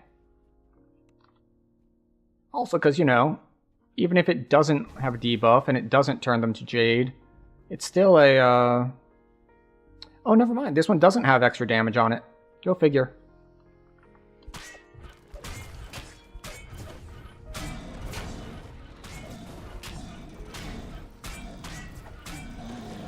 I managed to get the crit off, so it actually died. Now, I mean, clearly I could turn off my imbue here so I wasn't healing them, but because our imbue is so small compared to our physical damage, it really doesn't matter. It's like, okay, so I'm healing them for like 20. It's okay, I crit for like 1200. Like, really just immaterial. Of course, I only hit for like 100, so healing for 30 on a hit for 100 is less trivial. But it looks like... Oh, wait. Wait. Ban the spammer in Twitch. What's funny is on Tuesday, something kind of new happened, is that I had 3 different spammers on YouTube, which is not something I've run into before, so that was a new and interesting experience. One I'd like to avoid, of course, but it's just interesting that I've had the, you know, go to X site for more viewers, like they're selling like view bots, I guess.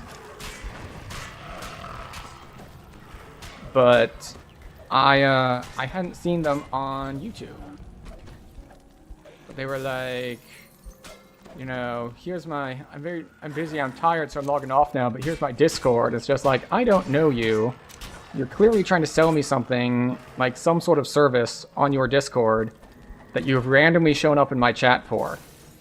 That's not gonna happen. Not only, like, for a couple reasons. One, even if you are legit, or at least think you're legit, that's not how you do business. Like, if you wanted to do business and sell services, like, going into random chats and spamming your Discord name is not going to have the effect that you want it to. Alright, well, we got a lot of dots put on us from a champion in there at some point, but... no, kill him. The magical barrier around him fades away.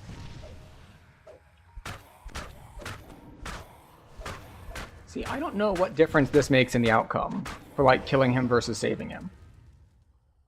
Like, if you kill him, he turns into a Forge Wraith. And if you don't, he doesn't. But...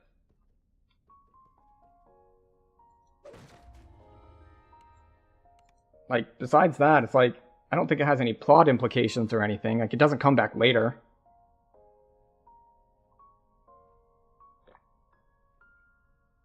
Same old song. Same old song is the name of the next quest.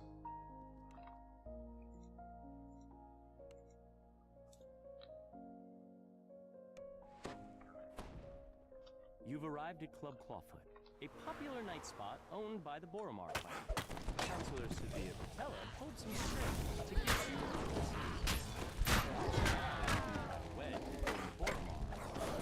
you. Alright, they're taken care of.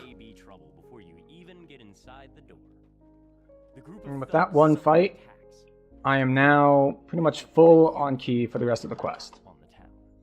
Those Dusk thugs were loitering near Club Clawfoot. But this is Boromar clan territory.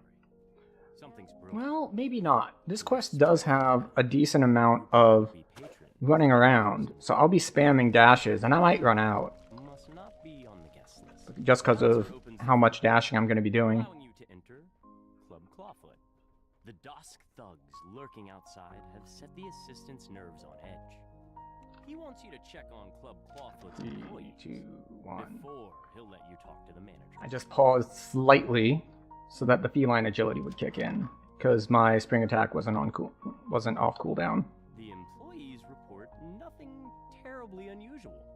You can tell Fenwick that all is quiet in the nightclub. Having spring attack apply feline agility is just great. Fenwick is relieved to hear that the club is safe and secure. He gives you permission to approach Regina. Club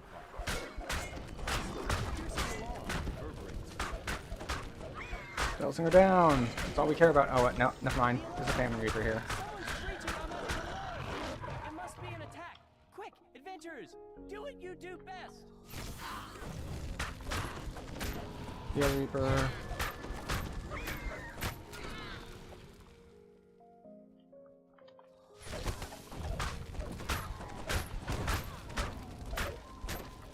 Go. More dimension doors have opened nearby.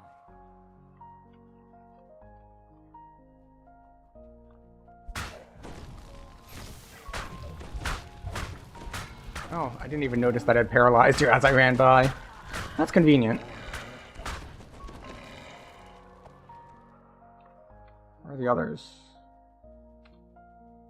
In the kitchen? In the kitchen.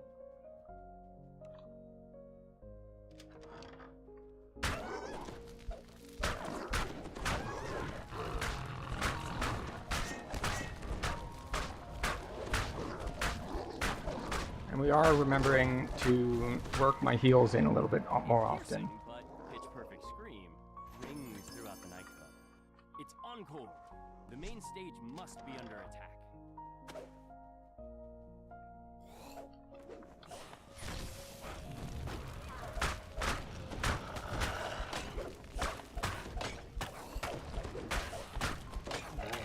That's right, Crusher. What a name. Who names their kid Crusher anyway? That's like what a kid would come up with if they had to name their kid. Or like younger brother, it's just like, Hi, this is your new brother. It's like, wait, let's name him Crusher. It's like, maybe not, kid. Maybe not. Well, then again, who wants a younger sibling named Crusher anyway? Triggers once again. Dusk's attack on the nightclub has resumed.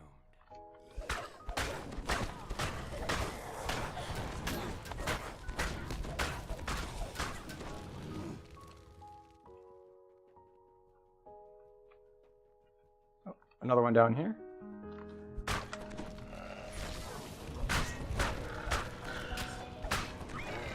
More dimension doors have opened nearby. Yes, I realize that you're attacking me, but I have simply decided that since it is a dumb plan, I'm going to ignore it.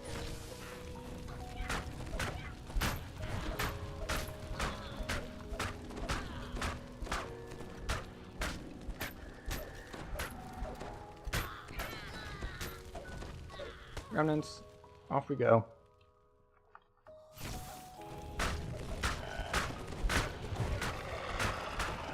There we go.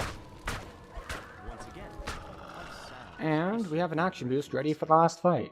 You hear panic shouts, screams, and snakes.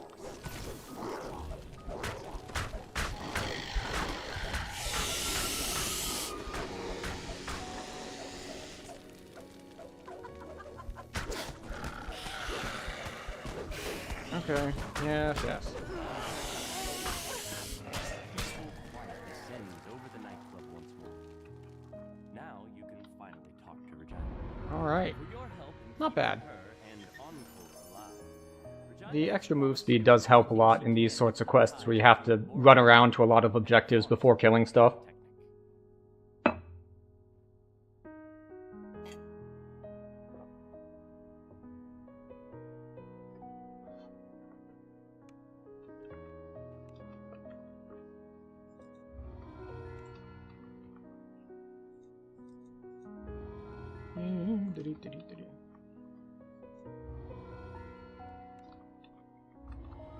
And one more.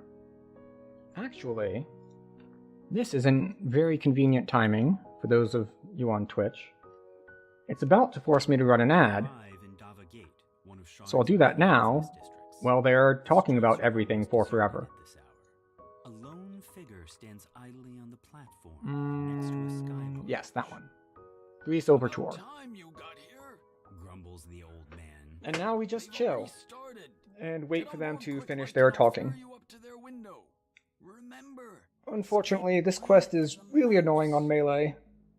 Like, the whole source-led thing is annoying. Although, it's annoying to different builds in different ways. Like, if you're something like, say, an alchemist, it really messes up your spells, because normally the vials, like, break on the floor and hit stuff. And then here, like, you throw them, and if they miss just slightly, they don't break on the floor and explode and hurt things. They just don't do anything. They like, go and break against a wall somewhere far, far away, and are just useless. So, ranged builds are fine in here. I guess insta-kill builds are fine too. But melee kind of hurts. A lot of nuking builds have some targeting difficulties on flying enemies. So that's another potential issue. But there are all kinds of things that can be done. Oh, you know what? I should have done this earlier. We can just meditate this whole time while we're listening to their dastardly plans. This is just business, Isabet. Just business. I prefer that you do your house cleaning when I am not present. We hear the, what is it, gnoll laughter? The ones that are like hyenas. I think those are gnolls. Although, if I'm like, oh, I just have so much ki all the time, then, maybe I should not be in Sun stance, because that's like the extra ki stance. But I do like my extra critical. Like, I could get more dodge, but I'm not really having that many problems with survivability. And I guess I could get more attack speed here. And double strike.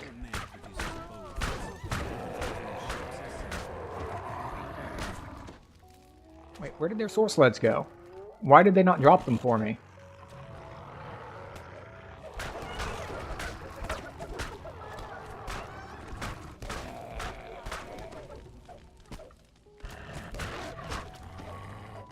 You've dispatched Vaught's first All right. group of assassins. Now we need They're to talk sure to him. not the last.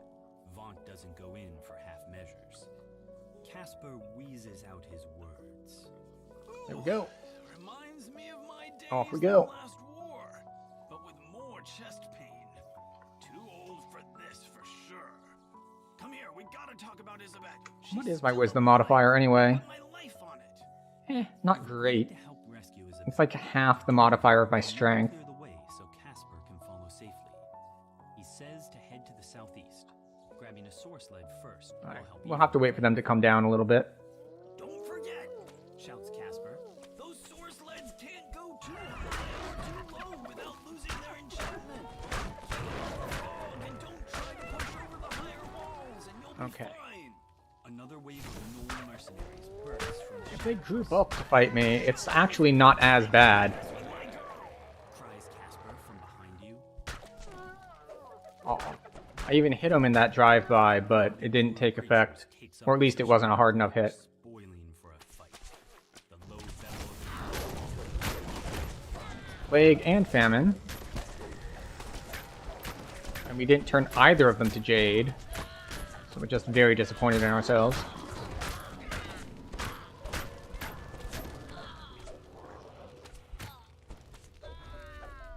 a strange-looking goblin Not all of them? glides Yes. up above the bridge. So, fun fact, you can progress from here without doing this one, clear Haplin's Bridge. The goblin shouts abuse. Like, if one of the dudes who spawns, like, below the bridge is still hanging around and you miss them, you can get to the end and the quest doesn't complete. Approach wasn't gonna work. I'm gonna go beat the hook on mine. So, be sure that when you go through this section, The gnoll snarls as he runs after his that, you see, clear Haplin's Bridge distance. You hear the gnoll is cleared as a condition. So, we're not going to have to deal with that issue.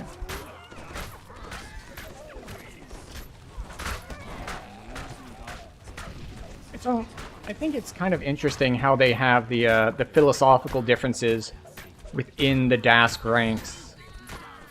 How the goblins are all like, intelligence will win, and the gnolls are like, strength will win. And they're just, you know, they don't agree on what is the best way to achieve their goals.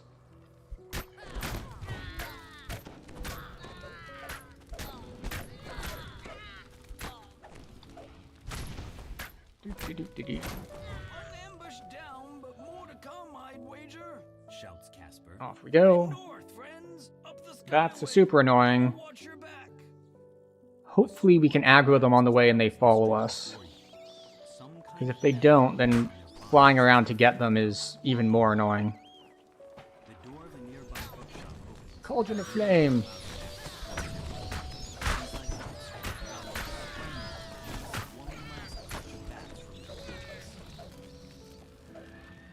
Okay, well. Clear out the bomb bats in their source is not gone from my quest log, so there's got to be some more flittering about. See? There's these like extras.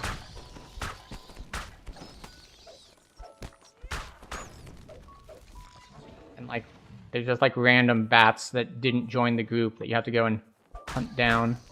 Exploding bats. There we go. Gods, what a circus. That's the other way if you're not actually looking over here. Mess to the city. Casper's voice lines can tell you when you can move on. As he coasts along behind you.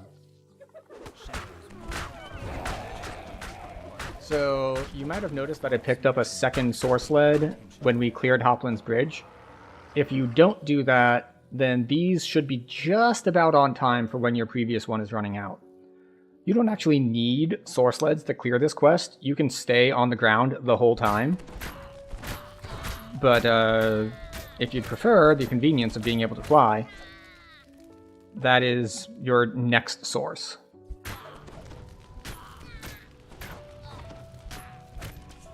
And yes, you do have to kill all of these, because we are clearing the way for Casper, and Casper isn't really much of a fighter. So leaving just one alive would spell his doom, which is why it won't let you move forward without killing literally everything in your path. Holy Tower. Goblins swarm over the tower itself.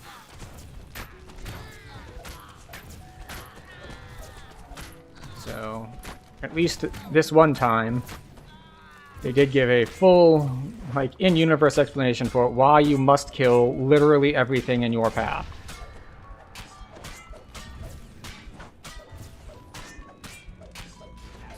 Because we are quite literally, the quest is clear out the enemies so that the non-combatants can get through safely. It also works for various kinds of escort quests. It's like, you can't just be escorting a caravan and have like half the bandits just follow in the caravan after you're in the lead. Like, that's going to end badly. And Demon Soul, that hurts a lot. Especially if it never gets a port. Was it Bloodborne that's just doomed to never get a port? Either way.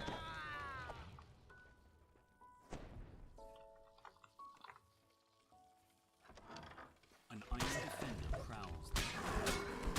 Once you get rid of him, this may prove to be a good place to catch a prey. Ooh, you can return this one to Jade. Very convenient. Now, if only you could manage to actually land hits. Actually, there was something, since I mentioned it earlier, I wanted to check. What is my fort bypass? 22%. Yeah. Now, coming from the Inquisitive, where you get close to 100% at very, very low investment, it's a bit of an adjustment to have to deal with not having fort bypass. To block your path. Is there any end to Vaughn's mercenary army?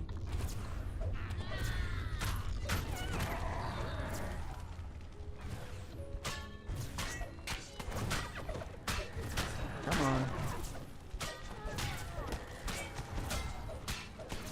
Alright, that's down.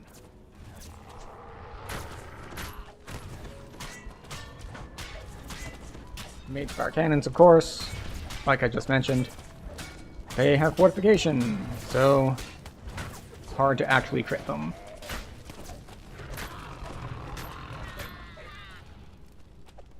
Come here.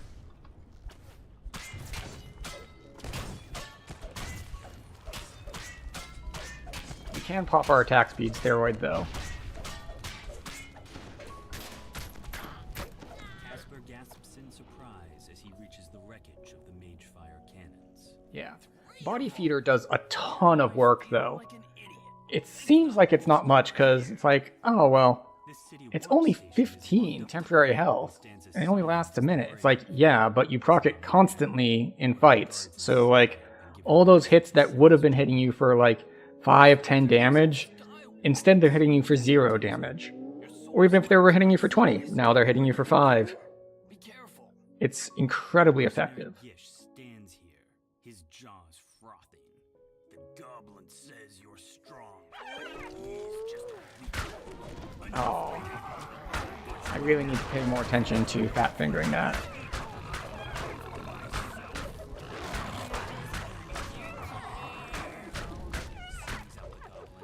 He's hidden somewhere in the shadows of the nearby construction site. Yep.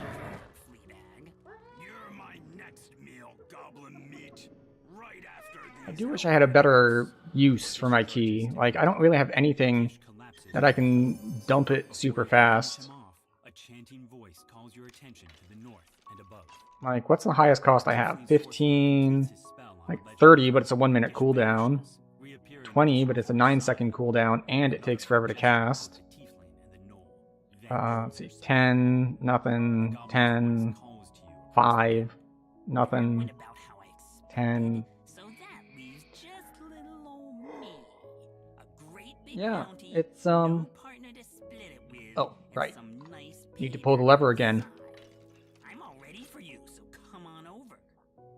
High above the construction yard, a sore sled slowly drifts up. Isabet's body lies upon the sled. Oh, I missed the cool way of doing it. Get back here.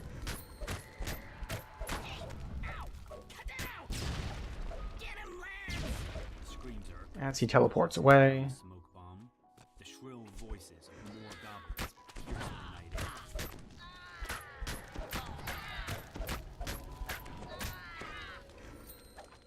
air. Like fish in a barrel. Catch! There he is. I was actually looking at the projectiles to see which way he was throwing them from.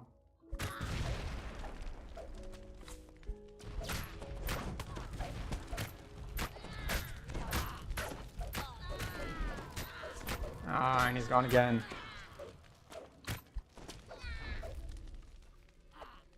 Alright. Oh, come here.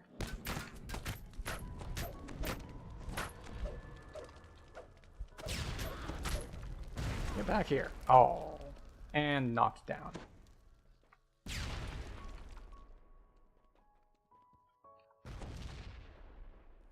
Heard an explosion from over here. Hello, Eric.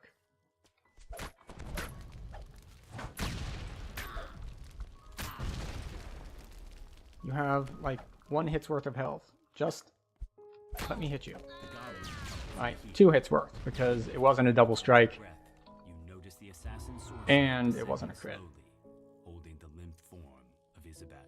You've reached Isabet, but all A little is slow, not well. but not terrible. As I said, it's a little annoying for a melee, but we got through it okay. She's gone! Gone! Says the goblin. Bossman ate up her soul with his new improved vaunt. Why use your own when you can use someone else's? Sorry, sweethearts. Them's the breaks. The goblin stands at the platform edge, an odd yet strangely familiar blade piercing his torso. Remember this? Jack Jibber's blade? It's why we get to keep meeting like this. There we go. Alright, so that's Sharn 1 complete. Now we move on to Cogs, because Sharn 2 is level 16.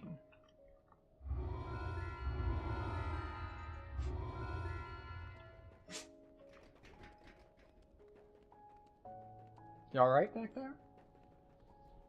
Just a bit of sneezing? Okay.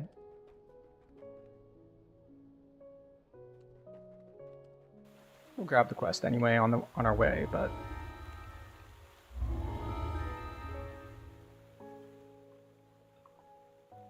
Coalescence Chamber? No. I do not like the Veil quests. I will grant you that they are pretty creative. Hello, need more chai. Welcome in. So I will grant you that they are pretty creative, but they are in that they are different and they have different mechanics than a lot of quests. But the mechanics that they have, I don't like. They were designed for a different time. In particular, they were designed for group play in ways like, yes, this is iconic, so yes, I have to go to 30. But the one I'm specifically thinking of is the light gimmick, which is, you know, it's annoying, but not really a problem if you're a caster. If you're melee, it's a big problem.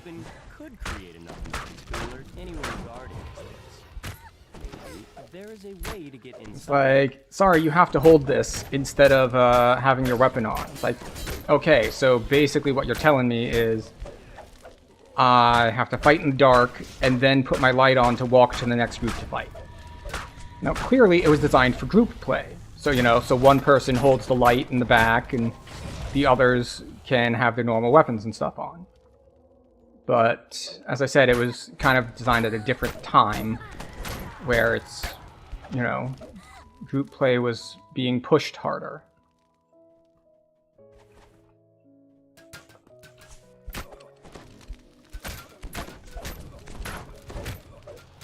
Ooh, remnants. The door is sealed shut with a heavy silver padlock. The key may be hidden somewhere among the shipments, or perhaps you can find another way to proceed. That's not what I meant to hit, but it works okay.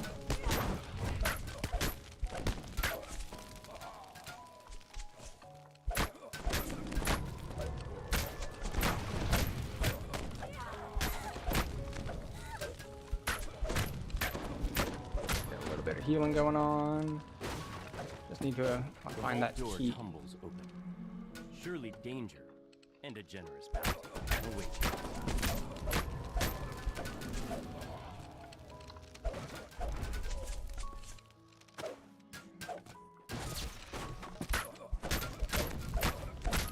So this is another quest that isn't really well suited to melees.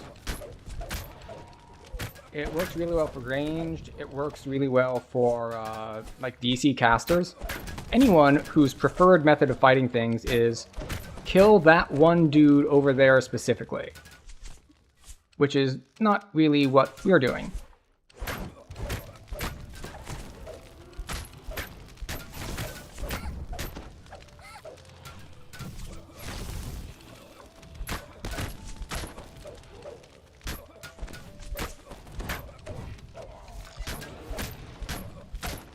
What's that sparkling I see? Iron key. Iron key you found. There's sure to be a use for it. See, every time like the DM voice says something about a key you picked up, I think of the Path of Exile voiceover from the Labyrinth. It's just like every time, it's like, where there is a silver key, there must be a silver door. Every time. You jangle the iron padlock, but the door remains tightly sealed. There's no way around it this time. You'll need a key. As you enter the room,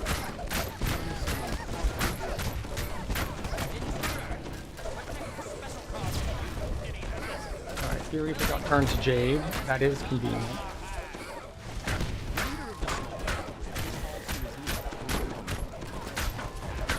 take care of the special cargo they were responsible.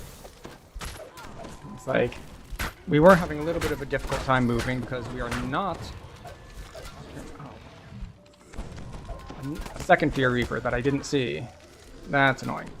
But yeah, we were having a little bit of a difficult time because we're not wearing freedom of movement, and they throw a lot of grease down, so makes it a little hard to move. But not too hard when we can leap out of it, or abundant step out of it, as is the actual ability name.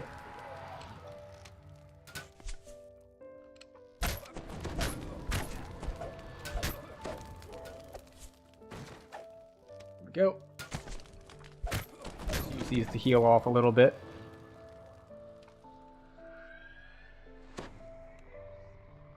And now we just have to come in here Remaining halflings and scramble fight out, some spore trades. screaming in panic. The Boromar are gone for good, but there are still forge Could you raids like to slay. not randomly fly like all the way up in the air, As please? you enter this room, forge raids drift over the old machinery, their rasps growing loud. Appreciate it. Thank you.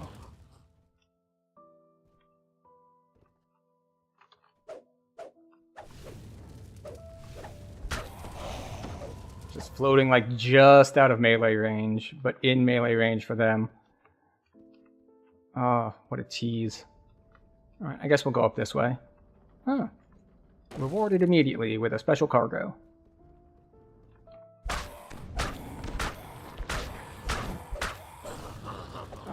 Turning incorporeal beings into Jade. I'm not sure how that's supposed to work, but at least it does work. And it does kind of match, because these strikes are... Because the Jade strikes are specifically meant to target, like... tainted creatures, I believe is the phrasing. So, undead count.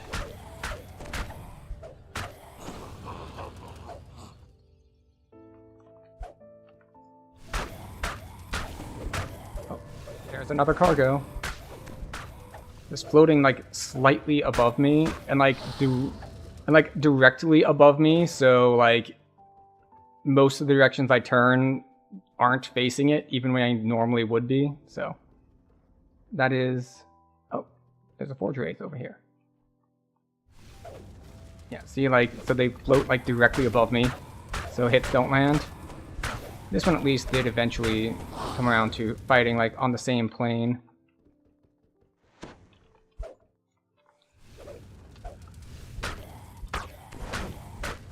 So, not nearly as annoying as any of the Veil fights, of course, But, you know, still slightly annoying.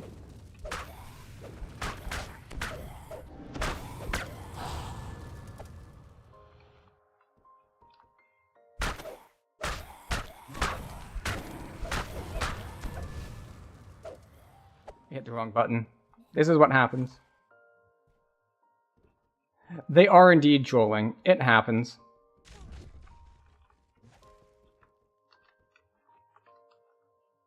I am too, as I jump off the edge. Because I think I can abundant step, but it's on cooldown.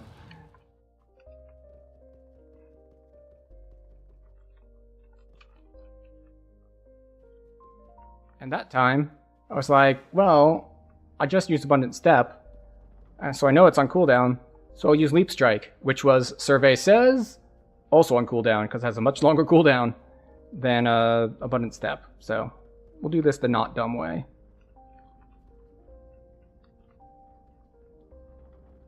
As the dumb way has gotten us to fall on our faces several times in a row, we're gonna try to take a slightly different tack.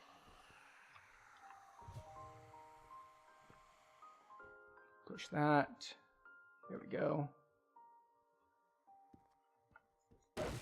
Last special cargo. Crates is smashed into splinters. And I think there's only the one Forge Wraith left. Who was last I saw was floating right there. Where has he gone?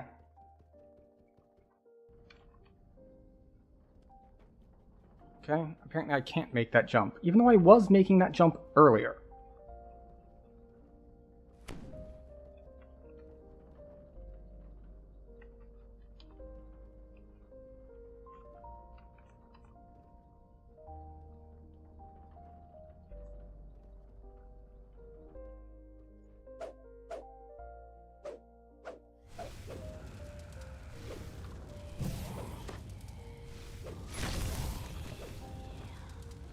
Now that you're aggroed, will you come get me?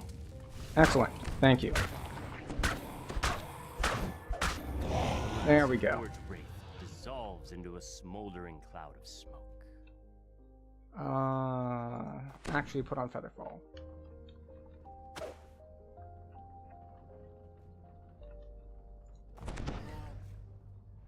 Alright.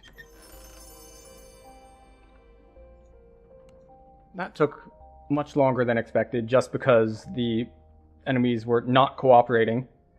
And I failed my platforming a bunch of times. That's another thing. It's not all the AI's fault, but, you know, we can blame it on it if we want to.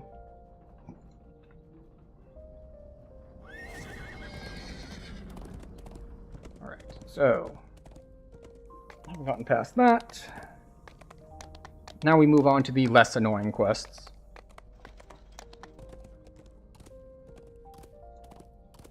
We've got 11 inventory slots left. That should be more than enough. Actually, did I grab any sort of ranged weapon out of the bank, like, just in case? I'm thinking of, like, quests where I would need to throw something to, like, flip a lever or something to that effect. But I don't think I picked up any. We have bolts, we have arrows, but we have nothing to shoot them with. Ah, here we go. We have shuriken.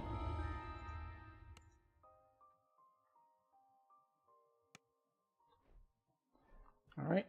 After making your way into the ancient goblin ruins, you find yourself in a dark chamber. Creatures loyal to Dask are stirring up trouble in these ancient times. Perhaps if you gave them a gentle thrashing, it might keep them out. Down. When they notice you, they immediately attack.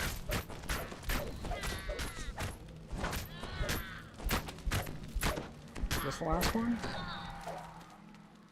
Looks like yes.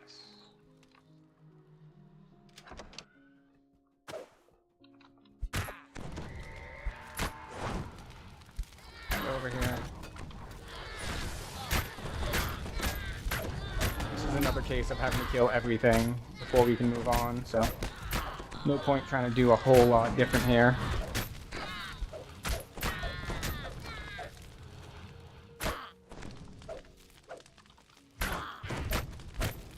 At least these guys don't have like super annoying runaway AI. Some stuff, and you can see this even if you've barely played the game much at all, because it happens a lot with kobolds in the harbor. Some stuff has super annoying like jump away dodge AI. Like, I think kobold shamans are the earliest slash easiest example I can think of. That like, you try to hit them and they're just like jumping all over the place, bouncing off the walls. Just like, hold still so I can kill you. This is very impolite of you.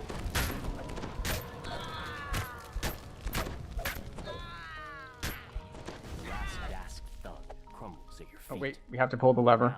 It doesn't spawn until we pull the lever. About the strange artifact that they were trying to unearth. You pull the lever, triggering an explosion that flattens the remaining debris as the roar of the blast dies. And now we wait. You hear a familiar voice as he coming gradually comes down to talk to us. Malik the gnome? Malik calls to you from the platform. Thank you for clearing out the DOS for me. It was a great help. Those fools had no idea what they were dealing with. The friendly gnome transforms before your eyes. A Rakshasa. Soon, my name will be known across Corvair. The portal opens. And he's dead. Flood into the ruin. Now, this poor hybrid body.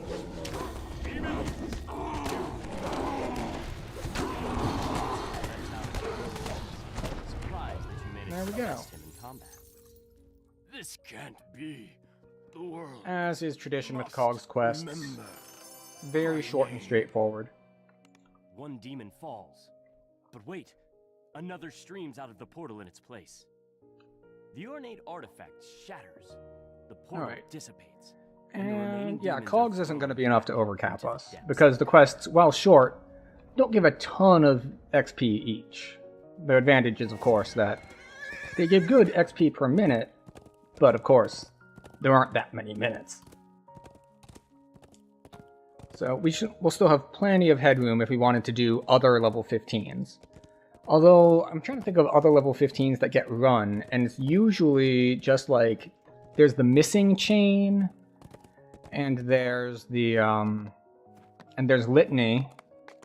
But besides that, I'm trying to think of any other like 15s that get run regularly. Because I know there are some others, obviously. There are the pre-quests to Wayloon, like those are 15s. And I'm kind of blank on a lot of others. I couldn't wait to soar with them. What other chains are there? Ah, yes, Tethymar is 15. Yeah, Tethymar, Missing Chain, and the Wayloon pre-quests. Oh, Delirium. So one of the Delirium chains is 15 as well. I remember my first day in the Cogs. So yeah, this is why Missing and Sharn and the I was ready for bugbears and goblins. Sharn, Cogs, Missing Everyone knew about them. are the standards, because some of those others are pretty annoying. Like me, wearing rags and huddled in. You followed the trail of red crystals deep into the ruins. The path opens up into a larger chamber, and the sound of voices drifts in from up ahead. Harsh, disturbing chants can be heard through the sealed metal door.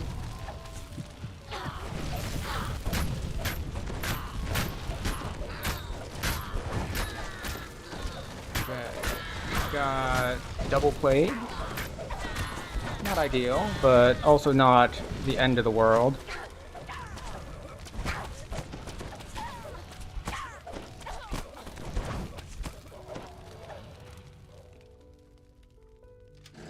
You pull the lever, and the mechanism that controls the door grinds into action. Voices grow louder as you round the corner, accompanied by the sound of massive machinery. Hi, everybody. Before a makeshift altar. That is your Reaper. You could die. Actually, I suppose I should focus the red name. then I'll go after some of the ranged ones.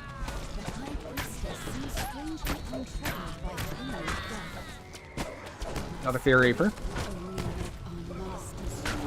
Not that the Cauldron of Flame is gonna, you know, do good damage to a Forge Wraith, because, you know, it's a Forge Wraith. They're not exactly vulnerable to fire. As the Forge Wraith falls, shocked voices cry out throughout the cavern. The cult is Wraith Callers is, of course, one of the fastest quests. Just like, how long did it take? Under 2 minutes.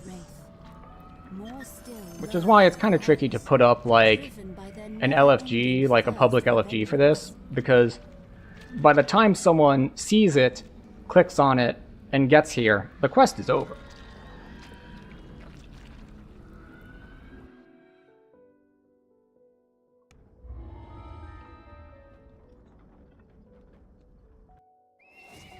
Alright, and off we go.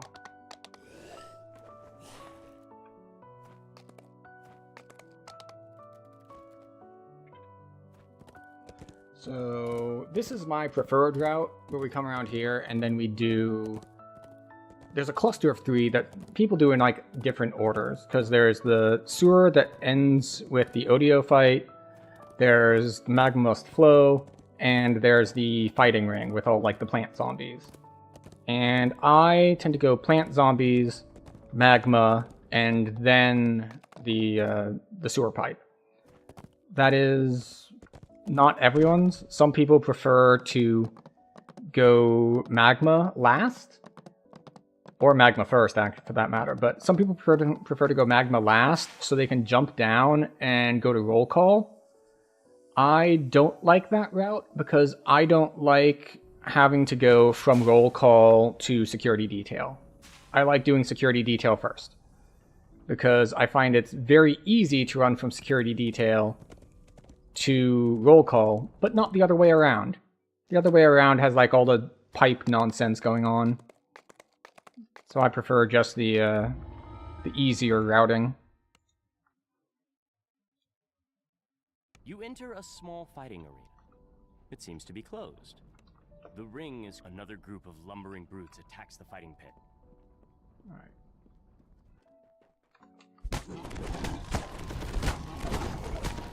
Well, podcast went well. I had to leave a little early as I had an in-person engagement to deal with.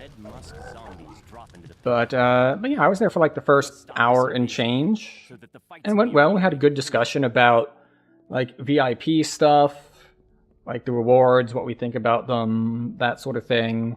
About some of the outreach that they've done recently, like the thing where Voodoo had front page on Twitch, and they offered like a code like at the same time that he could have for people. So like actually saying like, hey, one of your creators is going to have a larger audience than usual. Would you like to like actually do some sort of like marketing and community outreach? And it's like, apparently the answer was yes. Yes, they did.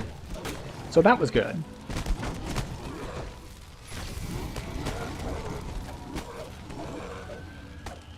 Where are the others?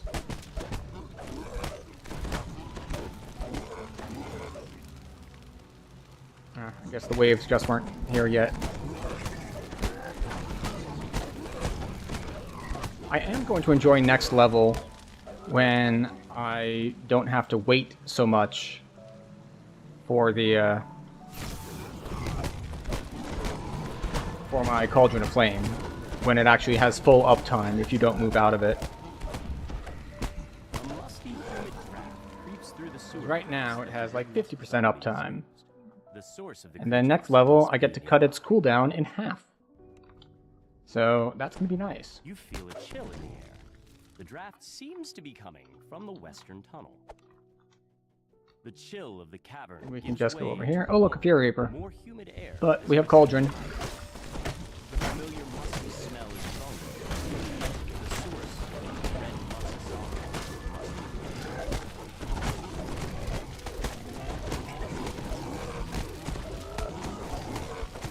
Fear Reaper is just spinning around because it can't quite get to me, which is unfortunate for me because it means that it was harder for me to get to as well. But it's fine. We got to spam our healing strike and we only ended up down like 100 health, so.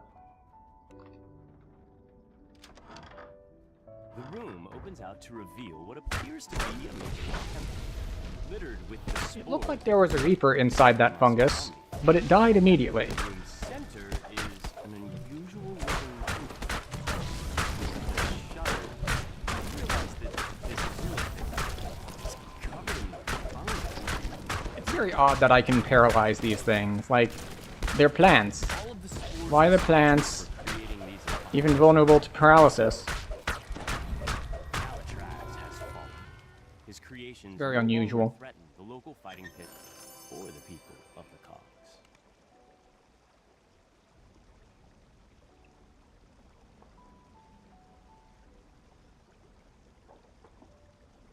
But yes. From here we'll go to Magma, and... Oh, you know what? I keep forgetting that I don't need to use a fire imbue. I have every elemental imbue. I can just switch to ice for Magma Must Flow. Well, it doesn't like change Cauldron of Flame or like Incinerating Wave. Those will still be fire abilities. But at least my on-hit damage won't be fire when I'm fighting fire things, and won't be frost when I'm fighting frost things. It is nice that they fixed that lava there after so many years. But enhancements. This is the imbue toggle, yes. Ice.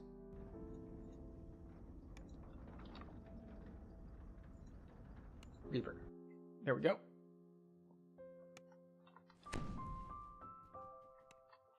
The foreman turns and opens the door. Railton's disappearance could only mean trouble. And figure out one stop the night while running cold while you're at it. For countless years, these sweltering caves have served as a comfortable home for the fiery beasts that inhabit them. Whatever is happening to the magma has left the creatures at rage. I didn't jump quite high enough for it.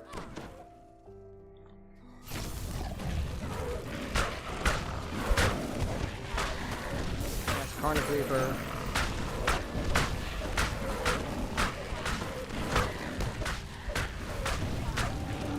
Taking a decent amount of damage here.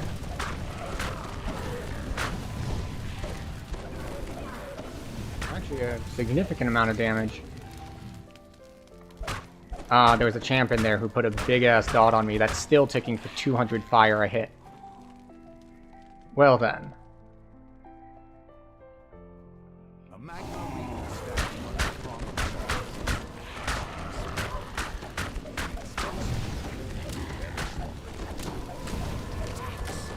Okay.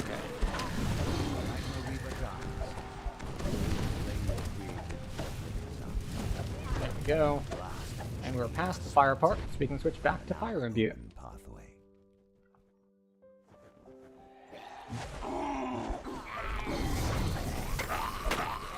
And your orange, not red name. And you don't know what that means. It means you're vulnerable to insta-kills. So we just use Quivering Palm on him. Railton stands before you, entombed in a sheet of ice. No doubt the Fear Reaper. counted are the culprits. The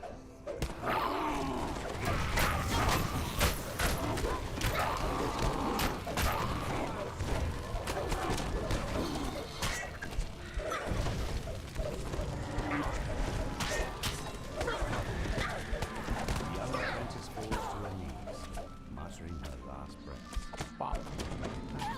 Myself a little bit of healing off of it.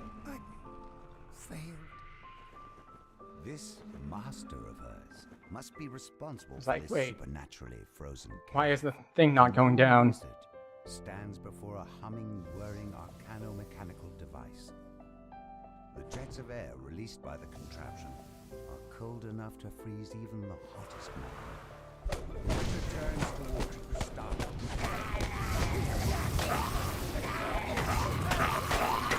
And we just have to AoE all this down. cleave attack. It seems that I, Jabba must Alright. deal with you. And then we just have to do this puzzle, which is not particularly difficult. You haven't seen the last of me. Cackles the gnome as he teleports away. The wizard may have turned tail There we go. and run, but the whirring device continues to freeze the lava flow. You manage to As disable expected, the device, we're not coming close to our halting the cap. flow of frosty air. You Did can I notice feel any warmth increase seeping back into Twitch the cave. followers or YouTube Sign subscribers after the that things are podcast was turning to posted? No, I don't believe so. But it was still cool to do, regardless. There's gonna be another one, I believe, this Saturday? I'm not gonna be on that one, but I think the topic is gonna be like the new player experience stuff. So that should be good. So if you're interested in that topic, I would recommend tuning in. I don't know exactly who's gonna be on though.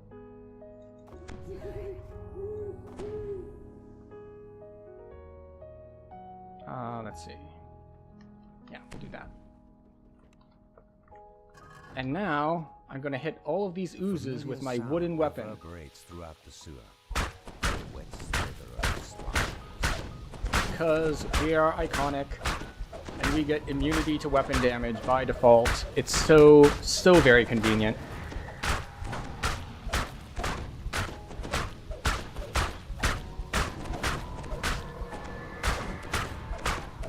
This is enough hits on slimes to break like 2 weapons. But instead, we break 0 weapons! None at all. Oh, you didn't know that?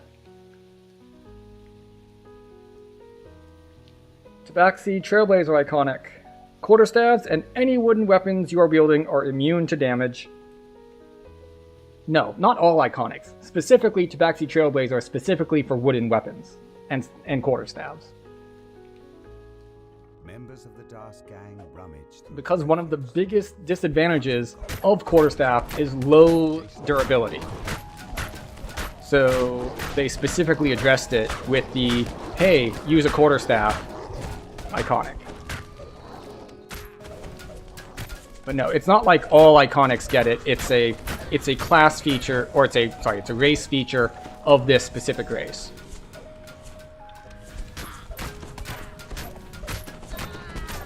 As opposed to like, let's say the Irish race, which has a race feature of like sunlight weakness. Actually, it's kind of weird that in D&D, races like Drow and Deep Gnomes are weak to sunlight when they have darker skin. Like, they have more melanin. Shouldn't they be, like, resistant to sunlight? And I realize that, you know, they're from the Underdark, they don't have any natural sun protection.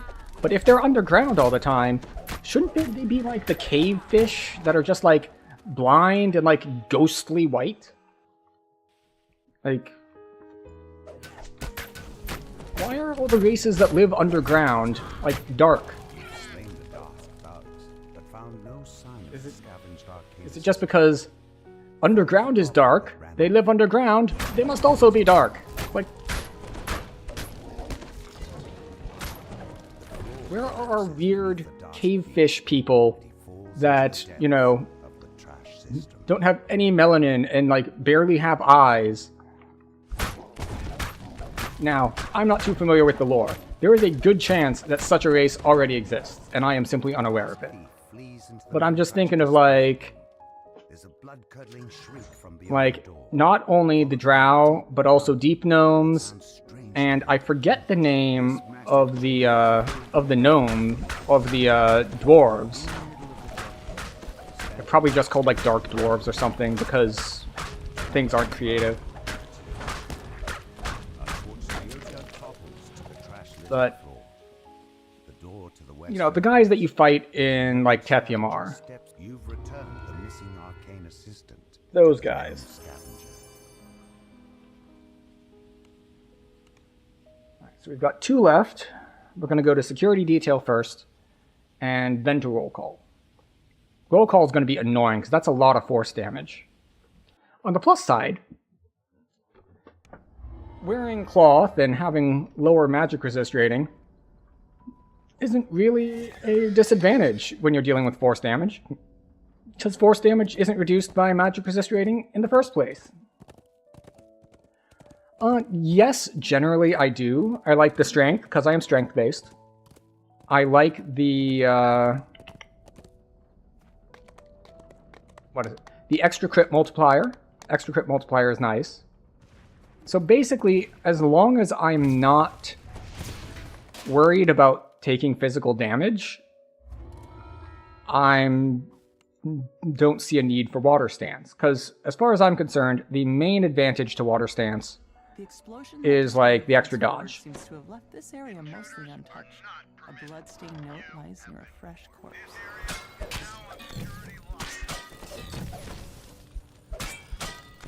So I have learned from my stealth life that you don't need to kill these guys at all. If you have spell absorb, or you can just get through that room quickly enough, like, you can just open the door and ignore them. It works fine.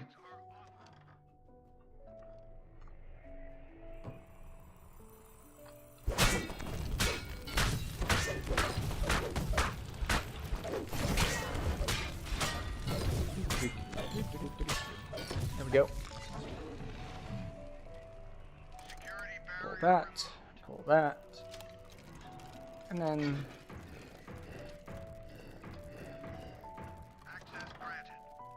here we go.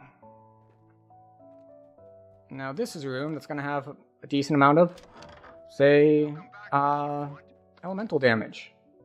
But water stance wouldn't help with that.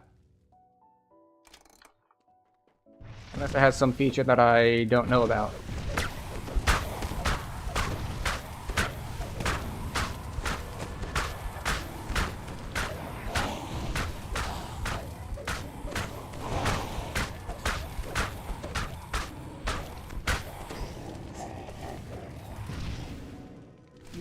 There we go.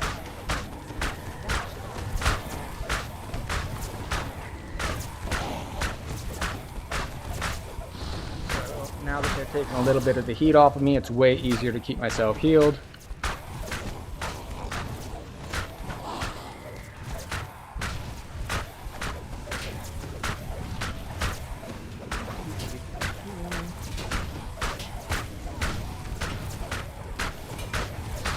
It is nice being able to turn things to Jade, even when I don't have, like, the good Jade strike yet. Oh, that's a Carnage Reaper.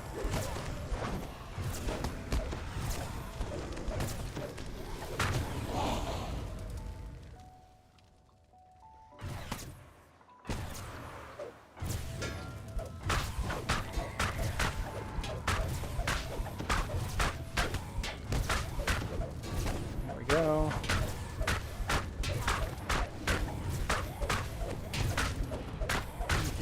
Go. Excellent. The more can be seen lurking outside in the distance. Oh, we have a full inventory. So let's just ditch a bunch of random bolts. Not the shuriken. The shuriken are what I need to use to, like, hit levers or whatnot for the time being. But random bolts can go. I can also drop some random potions or anything I picked up. And potion of heroism.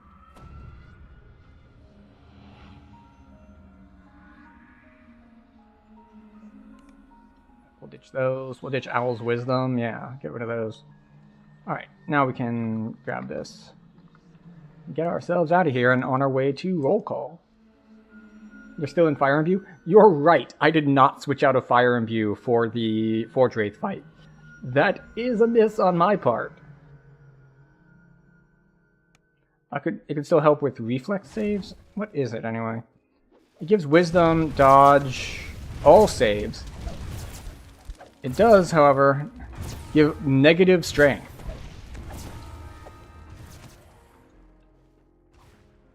So, I forget if I have Grandmaster of Forms yet. Or if I'm still at Master of Forms at level 17. Because I forget if it's 17 or 18 that you get Grandmaster. Should be easy to see. Where's my buff? Greater Sun Stance. Okay, so we are in Master, not Grandmaster. And so we have currently +3 strength versus water stance is -2 strength. So it would be a 5 strength swing if I swapped. Which is, you know, not ideal when we want to be strength-based. Of course, if we were wisdom-based, then that would be just another point in favor of using the water stance. Or if I had the difficulty higher, obviously. If I were really more worried about staying alive than I were about doing damage. But so far, we haven't had too many people... too many problems staying alive. Hard at work in this swing.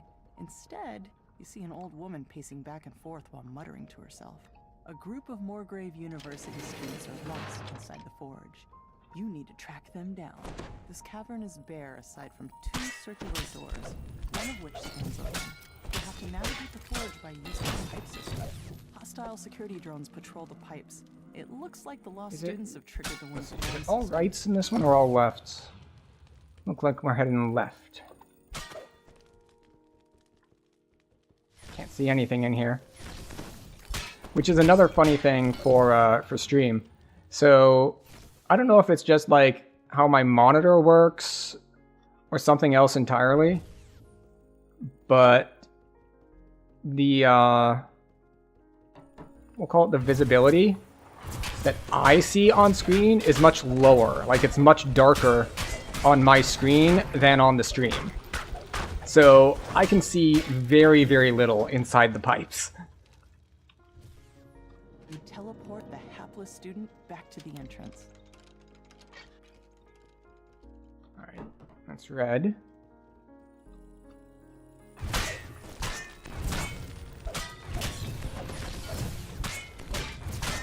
There we go.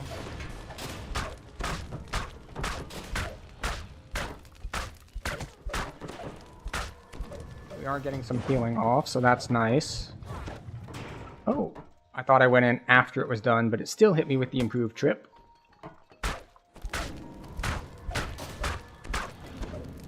There we go. You teleport the hapless student. And I'm pretty sure we don't go down, we go back to there, where the red thing was before.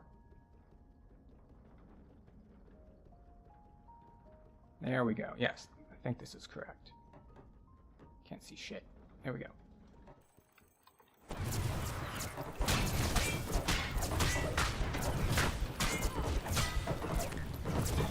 Alright, security constructs need to go. Especially the champion one.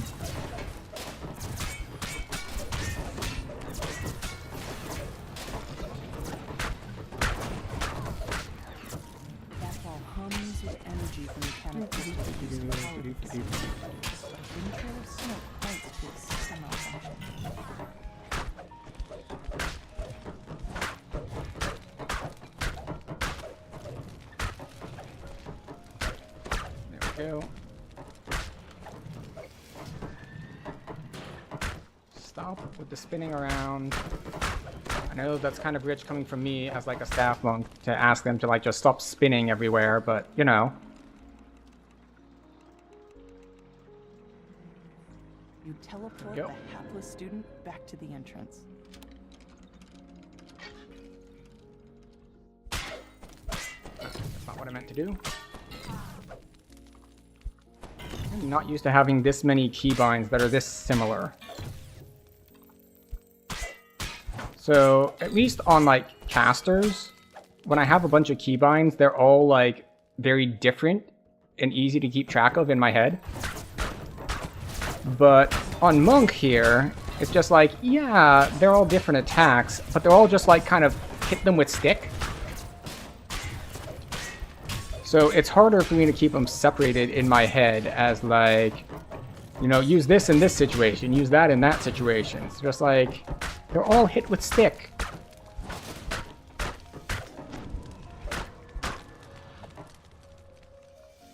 Dane tells you that the last student was taken captive by Forge security and brought to a holding cell. You'll have to go there to resolve the situation.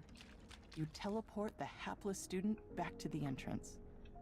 You fall down a chute, Probably put this up. tumble out of the maze of pipes. And switch A massive shoes. shield guardian protects the holding cell. A student waves at you from behind the magic barrier. Think the host, So, he cries. we want to take out the guys around the outside first, so I swear. that's where we're going to start, and then we'll go back to the middle. Emanates from the shield guardian. Intruder. System compromised. Unauthorized pistol removal. Eliminate threat.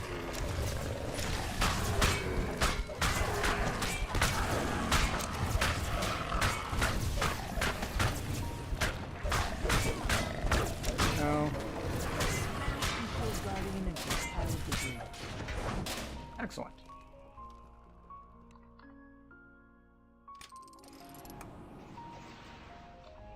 Let's see. We're just going to pull all of these levers 3 times. So that's all of them once. All of them twice. And then a 3rd time.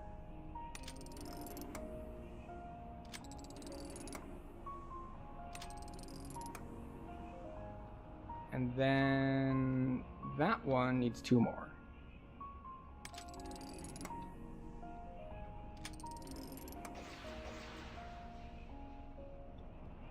And then this one needs 7. That's 1, 2, 3, 4, 5, 6. And we're going to look at it just to be sure. 7. The barrier vanishes. Quickly, Chance says. Unlock the security door so I can get out of here. All right. Careful though. Pulling the wrong lever will summon the That authorities. does it for With a cogs. final clink. The locks holding Chance And we in are his rank cell spring open. 88. Now to So rescue we're the just going to errant double student check and the escape before he gets 15s, you into any see more if there's trouble. anything else we might want to hit Teleport the before hapless taking our next student level. Back to the entrance. The answer is probably not, but I'll look at the list just in case.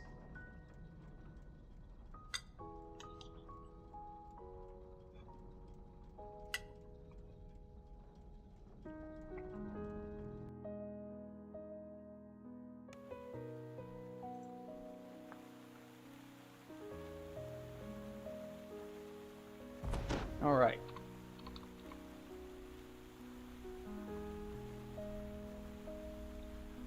So, what do we have? We have Acid Wit. Don't want to deal with that. Then we have the Delirium Chain. Don't want to mess with that. Don't want to do Tethumar. Don't really want to do the Wayloon prequels. So then that leaves us with the Missing Chain.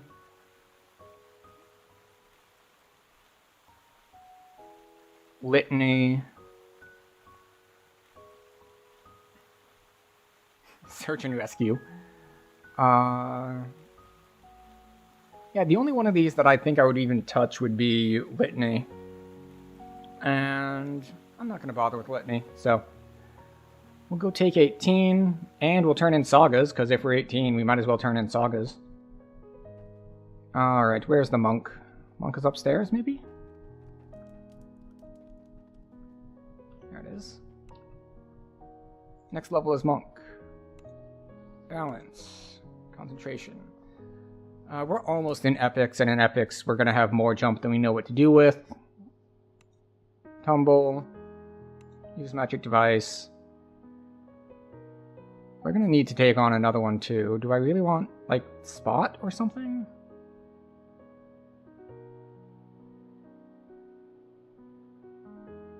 Let's go. We'll stay with Swim for now. Ah, there we go. We got Grandmaster at 18.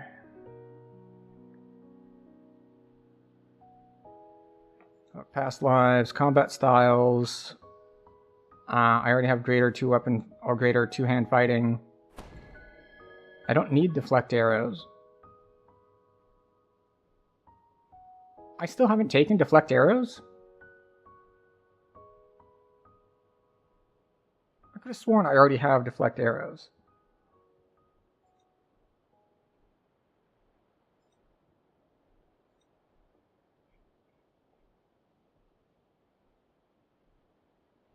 Temporarily acquired. Okay. I have it from enhancements. That's fine. I don't need exotic weapon proficiency.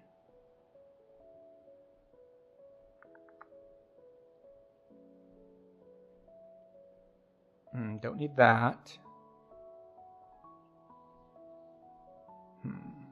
I mean, I could grab Whirlwind Attack, but I already have so many actives. Like, I could grab Stunning Fist, but probably not. Don't need more proficiencies. Don't need range feats. Don't need skill feats. Don't need spellcasting feats. I could grab 10,000 stars, but really it's not going to be helpful. So what do I want to grab? There's got to be something I'm missing here. Like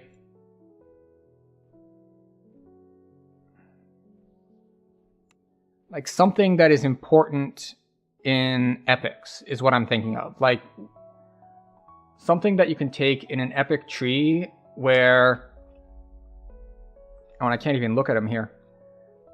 Like, for example, Discipline or what's another one?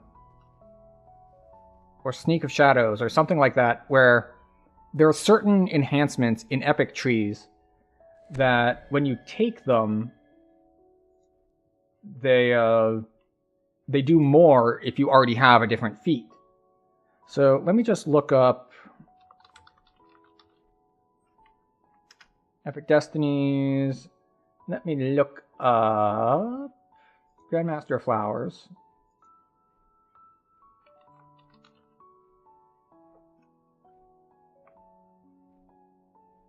Okay, so you get, if I take the Discipline feat, I get more physical resistance and magical resistance from Grandmaster of Flowers.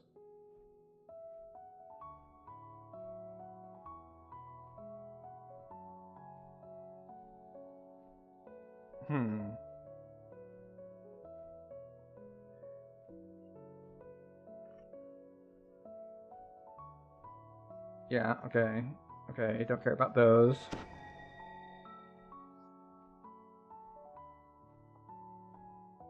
Okay, so maybe Discipline for a little bit more defense? Alright, so the skills are easy.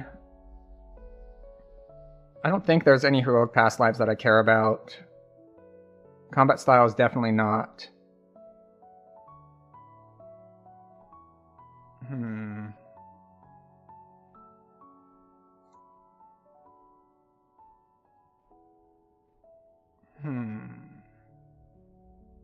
Like, I could take weapon focused bludgeoning, which is like 2 melee power, which is okay.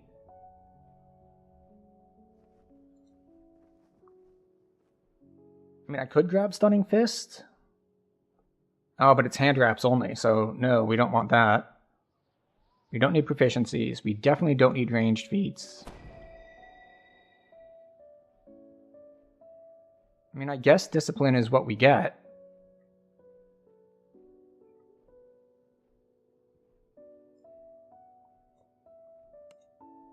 Everyone at Morgrave University is talking about Vecna and the Codex of the Infinite Planes. Board the Morgrave University air shuttle in Sharn and speak to Sephosus. So, we'll turn in our... outside Lareth Hall to learn more. Alright, we can't turn in Sharn. We haven't done Sharn 2 yet. So just get our experience here.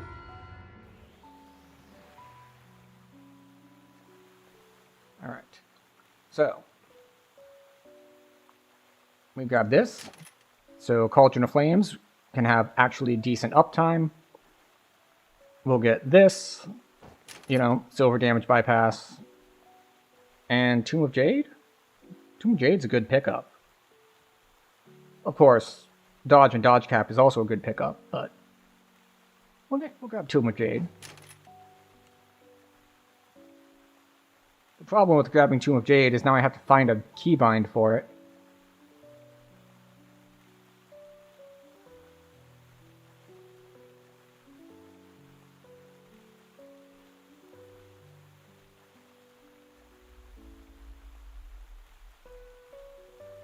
We can put this like over here. Alright, it has a long cooldown. Wisdom modifier plus monk level plus stunning. Okay. So that's good. We didn't get any other actives. We just got that Cauldron of Flame actually has decent uptime now. And does this one have a for each? Oh, alright, and we get melee power, fire resist, PRR, and an imbue dice because it's core. Okay.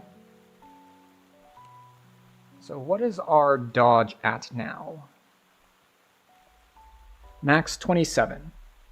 Which works out fine, because we have 18, and then we have 9. So that's 27.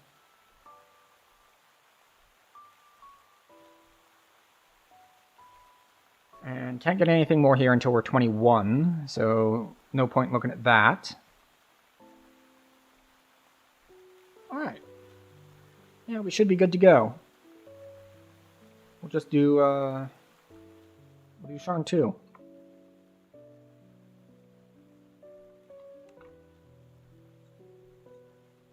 Alright, off we go. Oh, I should have cleared bags. We were low on bag space. How much do we have? 6 slots. Good enough. Eagle Splendor. No. Protection from cold. Eagle Splendor.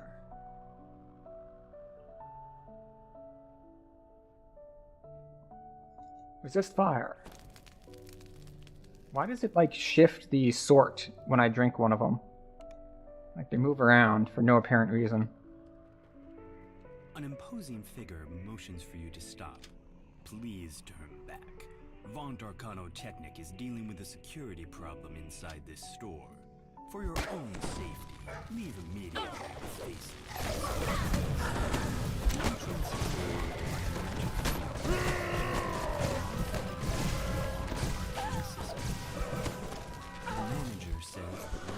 Oh, that's right. I can step slightly out of my cauldron and it doesn't just immediately vanish now.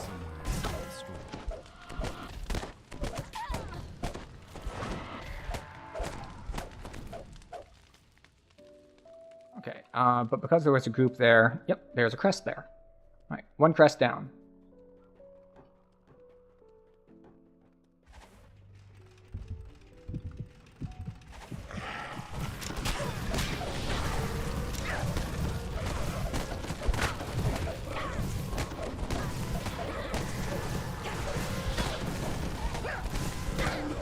Okay, I can actually step relatively far outside of my safe place.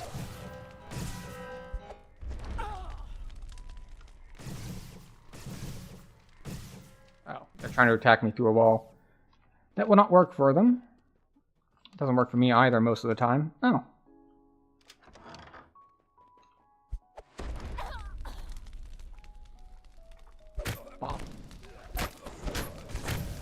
Okay, I wasn't expecting the Reaper to show up, but you know, sometimes things happen and it's just a happy little accident.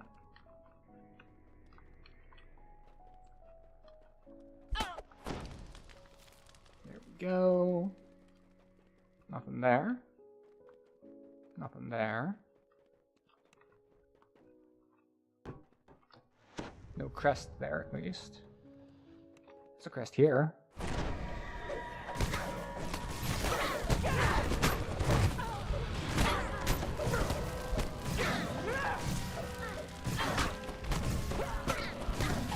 Go.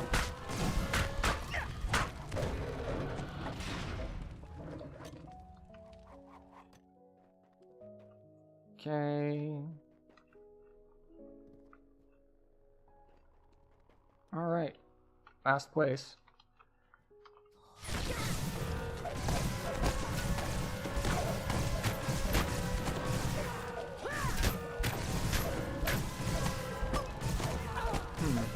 I'm taking less damage than I thought I would from all the random dudes throwing force damage at me. But I'm not going to look at a gift horse in the mouth. If they want to deal less damage, then more power to them. well, I mean, less power to them, obviously. I don't want them to get more powerful if they're not dealing enough damage. That works out very poorly for me in the long term, as they all just gradually power up.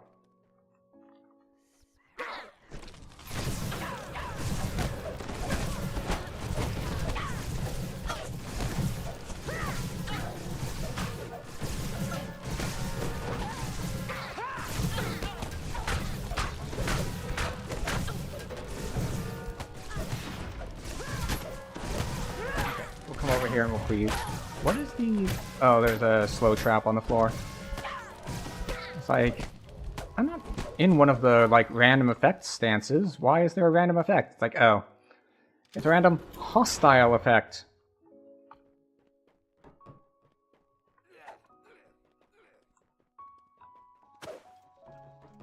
A small figure cowers in a corner, menaced by one security. Here we go, here we go. I'm gonna use Tomb of Jade every chance I get, basically whenever it comes off cooldown. Because why not? A 1 minute cooldown isn't long enough that I feel like I need to save it. Like, it's often enough that I can't really spam it, but it's short enough that it should be up most of the time.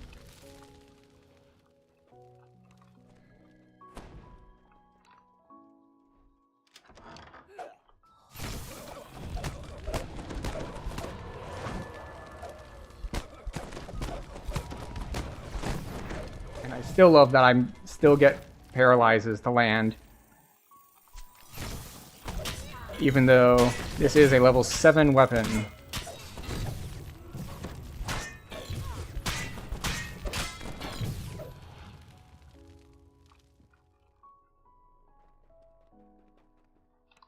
Just, you need to hit them enough times and eventually they'll roll a 1. That's how that works out. You'll need a key to get in. You unlock the door using the key to the manager's office. There are several solutions to that puzzle.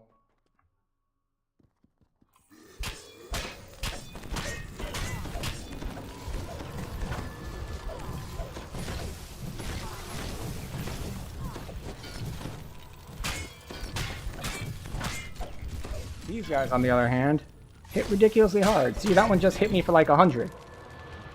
Like, that fight there hit me for almost 1,000 total damage. Which is a lot of damage. So, we're just gonna go into this last fight and hope we don't die. Calls out to you as he climbs aboard the waiting skyboat. This isn't but we are going to prioritize the constructs. Because of that. Because they're just like, here, take 70 damage. It's like, I don't want to take 70 damage. Too bad.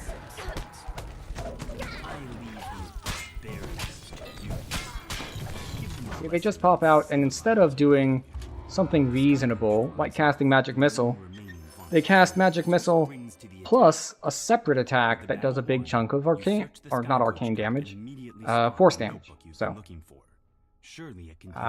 yeah, we managed to survive. Which is good. But, you know, if you're on a character with fewer past lives or something like that, then you just have to play a little bit more intelligently than it's like, I'm at low health and I'm just going to run in and face check everything. I can get away with it because this character has a lot of investment in it. But it's not really a good way to play. Alright, where am I putting my last point here? Is there anything else I'm getting from this tree? Like, I don't think there is.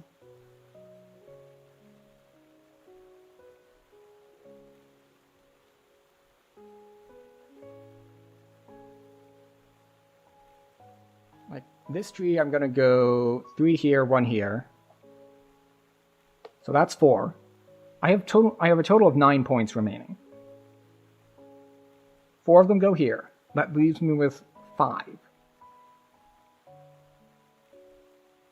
Which could be 1, 2, 3, 4, and then 5?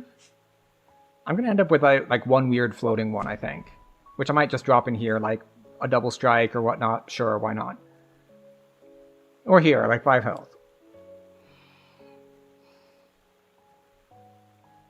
In any case, I know I'm going to grab this one, so I might as well grab it now. Yeah. House of Pain. Off we go. Oh, this time I will remember to turn on the cold imbue before fighting all the Forge Wraiths. Yes, that would be a good idea. The door into Evan's apartment stands before you, wide open. This can't be good. 2 hobgoblin Down we go. corpses Further lie down, at the further feet of a down, further stern down, further gnome. down, further down. The air smells of sulfur. And who in Khyber are you? The gnome demands in a hideous tone. You've been known this, and no gnome gives you a head start. It should be over here. It should be over here. Because the wisps do more damage than the main Forge Wraith. Suddenly grows warmer. A draft rises from somewhere below. You have a sense that you're being watched. And we'll switch back to Also fire now. unusual. Your recent encounters with an odd gnome inquisitive and undead spirits notwithstanding. There's not a lot more fire going on here. The place where Evan went for a drink. Perhaps the bartender has seen him.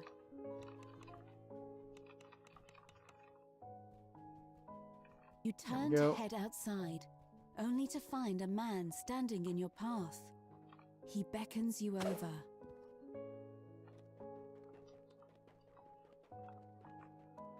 Alright, there should be assassins coming for me in a minute here.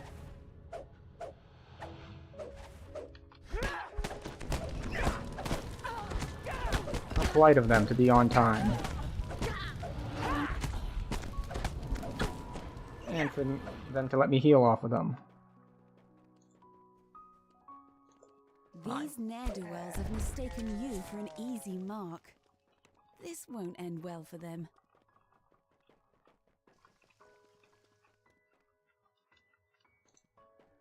Lady in Black.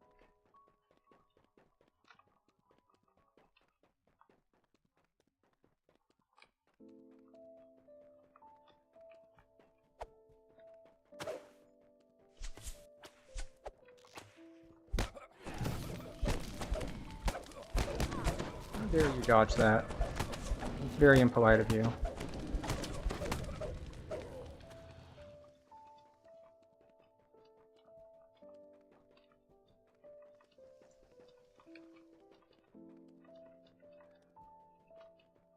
Where have you gone?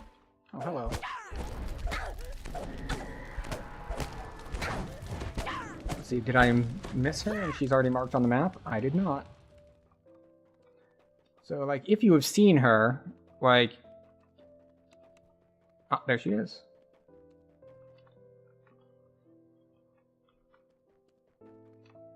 Now, we don't have trapping this life. Which means we don't talk to her. If you talk to her, you don't have as much time to break the pipes. So, you need to break the pipes. 1, 2, 3, 4, 5, 6, 7, 8. And go. Good thing I have evasion, because I have messed this up.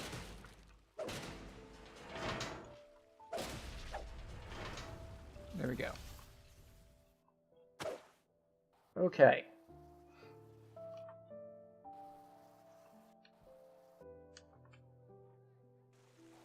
Here we go. You find yourself in a small corner of the vast sewers that snake beneath the city. If your suspicions are correct, the mysterious Aztec cannon has a hideout somewhere near. Oh, I forgot that I would get a bunch of health back when I went through that portal. Because, as always, in Reaper, and I'm pretty sure it's a bug, but it's been around for a while and they haven't fixed it. You can kind of exploit it in some quests, but in quests like this, it's like, it's just going to happen automatically by running the quest normally. But when you go through any sort of load screen in a Reaper quest, you will be healed for an amount equal to your Reaper bonus health.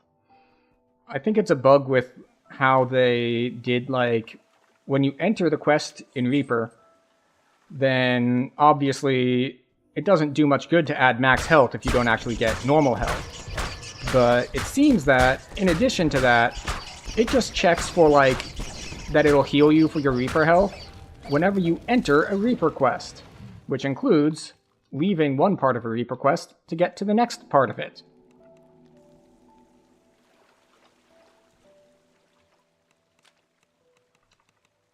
Alright, where's the extra thingamajiggy?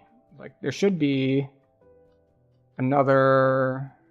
there it is. 2 valves in fixed positions, 1 in a random position.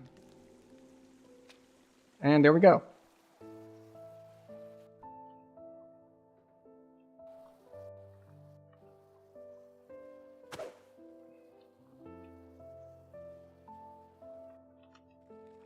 At first, Lady Thora gapes at you like a startled deer. Then she sighs with exasperation. Hey, Reaper.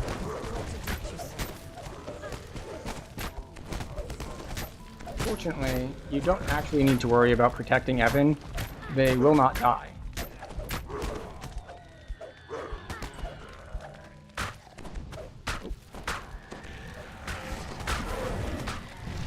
Well, the Hellhounds aren't going to take much from my Fire Imbue, but as I've mentioned a couple times, the Imbue is not my primary source of damage. Like, my front numbers are much, much larger.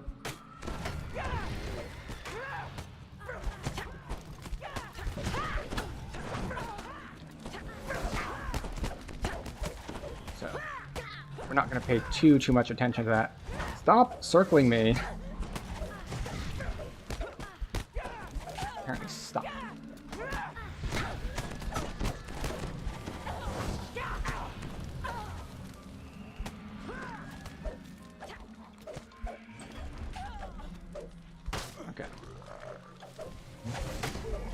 Just that little bit of water that's just deep enough there to slow down your movement, like, just messes with me every time I'm in here.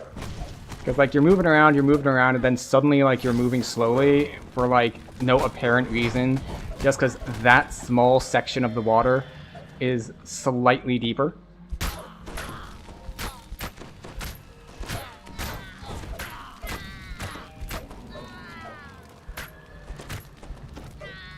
Get back here. I went up, you went down. We had a deal, Talion. Thora calls out, and she sees the lone inquisitive among the attackers. And they all just run straight past me, so I can't sit in my fire. How unfortunate.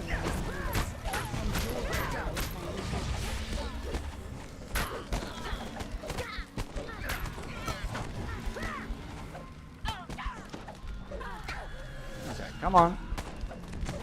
Stop running around back and forth like crazy. Today, we need to keep moving, Thora says. If you want to talk to Evan, you need to do it now. Okay. Takes a little longer, but 32k is not bad.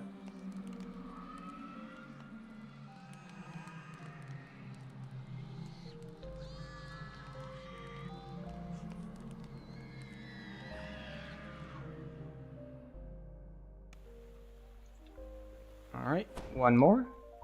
Blown deadline, here we go.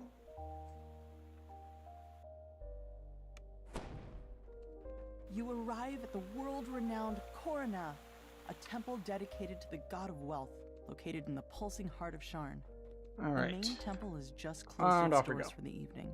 You wonder why Kol Karan's high priest... So yeah, if I had been hurt there, that phase transition would have healed me. Take the sky coach at the end of the northern courtyard. It will deliver you to your destination.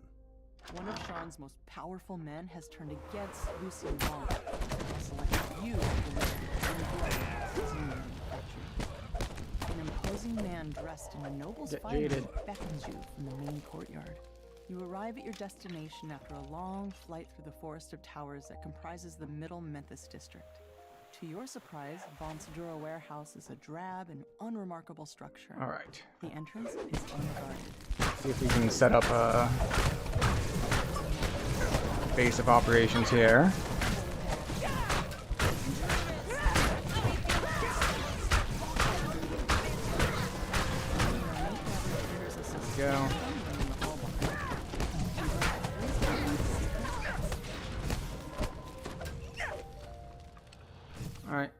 that's enough of that. I don't know why there were none on that floor. A large Maybe I group of accidentally guards pulled form them. ranks in front of the tower's lower door.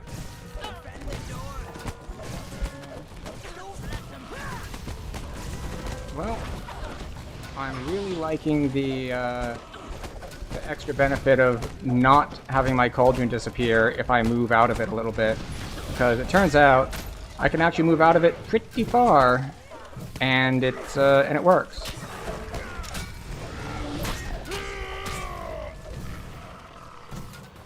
Which is very handy for when I accidentally hit one of my like leap buttons. And it's just like, oh, well, double reaper. That's like much worse than a double rainbow.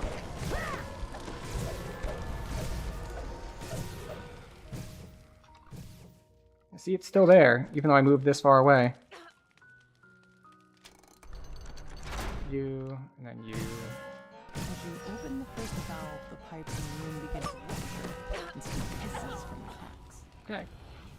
Another pipe breaks, and the machinery itself begins to shudder. That one, and last one. Pulling the final lever causes the temperature in the room to flare up as the system breaks down. Flooring suddenly gives way beneath your feet. The rumbling plank machinery goes And let all these guys get roasted by the fire damage a bit. Start healing stuff a little. And then just drop down here. It'll be fine. They'll come down here to fight me like one by one, and I'll kill them while I pull levers. There's no real difficulty here. Well, I mean, there could be, I suppose. They might be very annoying and like interrupt a lot of my lever pulling, but hopefully they won't. Acrid smoke pours from the sabotage equipment.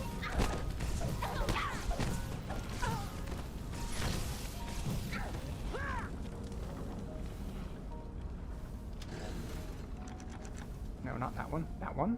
Excellent. Arcane lightning crackles through the grating as the device overcharges and melts. That The one. last piece of equipment in the main manufactory sputters installed. Interesting. So these guys aggroed on spawn because this Magefire cannon was already aggroed and was near them. So that's a neat trick. I don't think it's very useful, and I don't think I'll be like using it for anything, but sometimes there are game mechanics like that that seem problematic, as in like would be bad for you, but you can find ways to use them, like to pull things around places that they wouldn't normally be.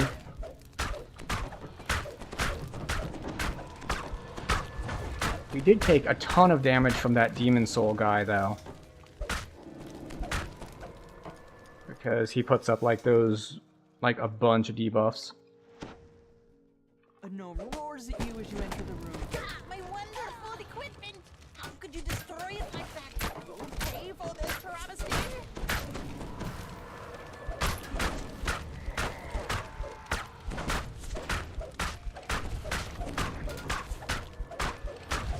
Alright. The massive construct emits a strange metallic grating sound. Alright, so we definitely need to take out the security constructs because they hurt a lot. And we will try to do it while casting spells. Well, not while casting spells.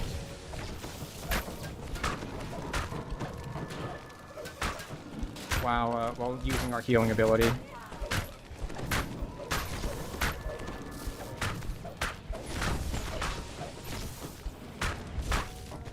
Because the random force like stuff hurts a lot.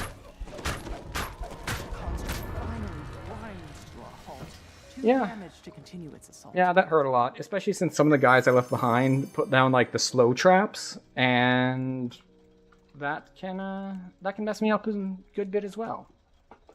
But we're down to one last quest for the night,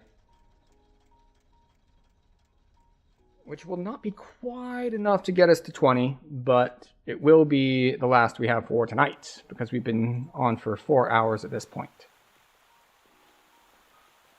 So, turn these two in to unlock the last one.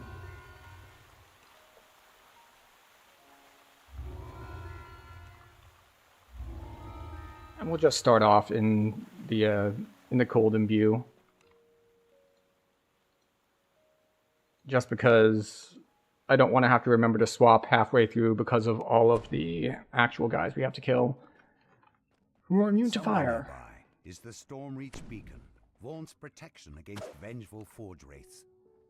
The beacon will surely be under heavy guard, but that's never stopped you before. Tonight you'll adventurer finances. It's like 50 gold. And if you I mean, I could pay you 50 plat. I could pay you 50,000 plat. Not that I'm gonna, but I could.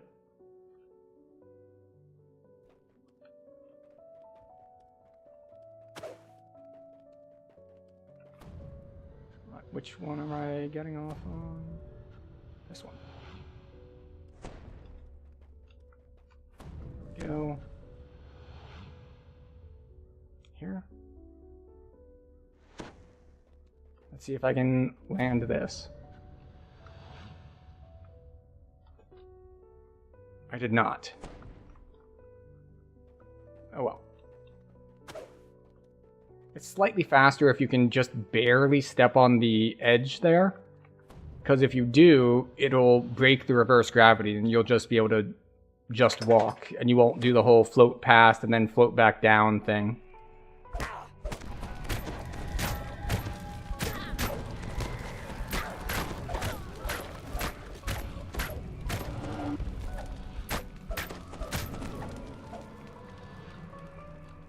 Alright, here we go.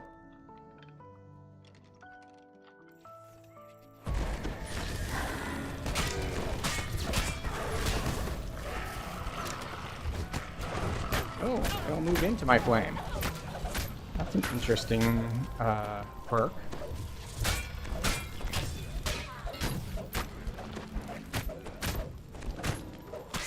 Once again, I am reminded that security constructs must be taken out first, lest I just take big shots of like 100 force at a time.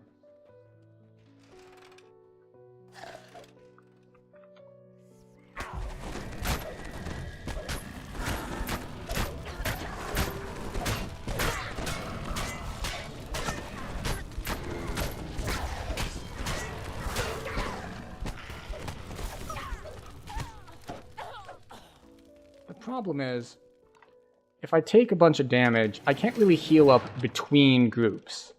I don't even think I have heal scrolls with me. So, I should probably be a little bit more careful. Now, will I actually be a little bit more careful? Maybe, maybe not. His voice brimming with but I should be. And tomorrow will be truly beautiful. Vaughn will be talking on stage for a while. Now's your chance to steal back the Stormreach beacon. Another announcement. On behalf of Vaughn Arcanotechnic, it is my pleasure to announce a revised and perfected version of my device. Introducing the new Vaughn Arcanotechnic. Boom. Just hit for like 150 damage. Better still, the Vaughn Arcane Apprentice has new functionality and new spells.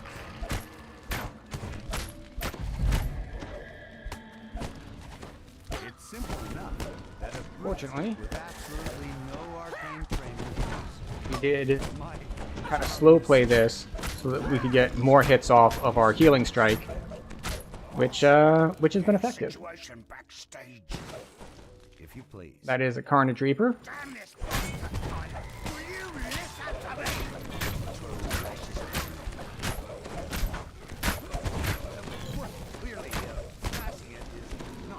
Go. But you'll notice it still casts the spell, even when misused in such a wasteful manner. Go. Unbelievable. Now, the golems will be annoying. If they take less damage. We should have used that one in retrospect. Some of the new spells included in And of course, because I don't have a lot of fort bypass. Detect poison if things go amiss.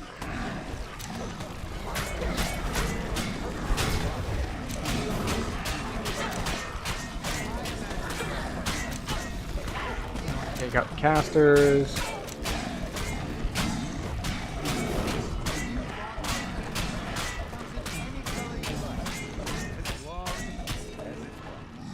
Okay. Well, it turns out that hitting cooldowns works quite well. Also, it works even when I drop a big fire AoE on guys that are healed by fire. So, that was a bad decision. Now, it's a bad decision that worked out, but that doesn't make it not a bad decision. It just means I didn't have to actually suffer the consequences of the bad decision. He died as he lived.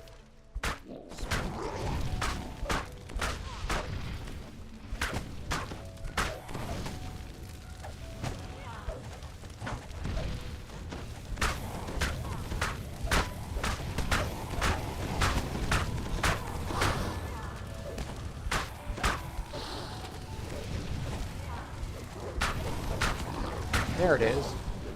I thought I was taking too much damage. There's a wisp here.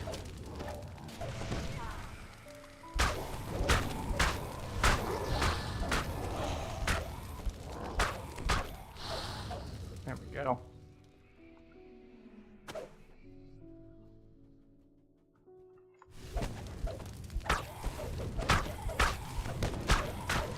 Go.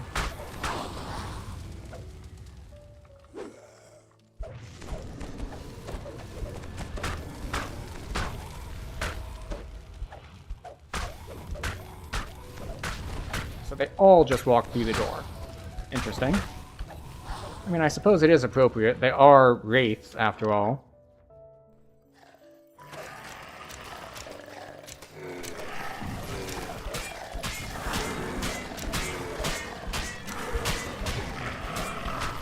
Well, I should actually hit the security constructs first, as I have said repeatedly, and then I keep ignoring myself.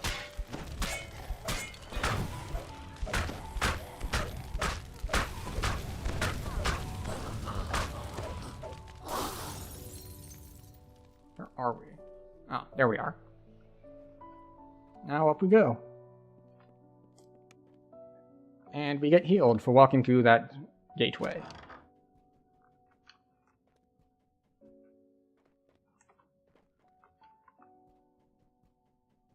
And here we are. So, the question is, do we drop the Cauldron of Flame? We do, I think.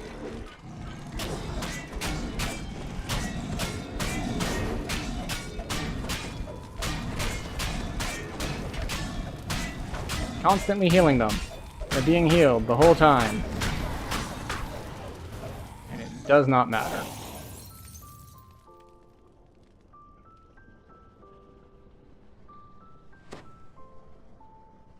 And we'll wait a couple seconds for this stuff to come off cooldown. Alright, we're going up here. You've recovered the stolen beacon. Now, to return the artifact to Stormreach, where it will once again guard the city. Okay, I thought Gish would come back up. Oh, there he is.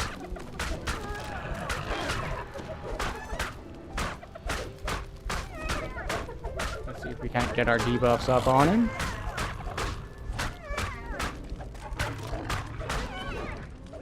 Because the healing strike, in addition to being a healing strike,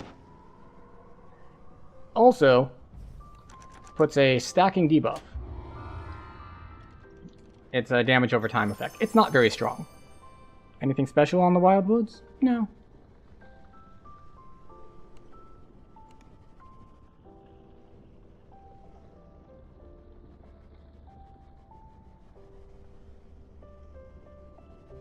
Alright.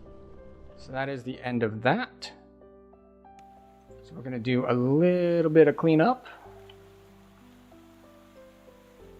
Right, yes, inventory slots full. Thank you for reminding me. We'll ditch these arrows, thank you.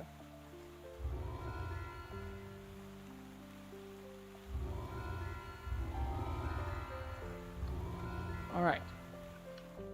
There we go. That is the end of that saga.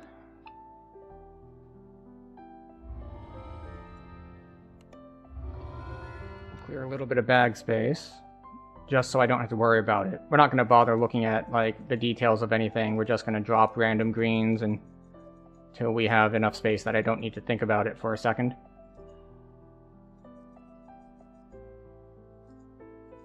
And these, yeah.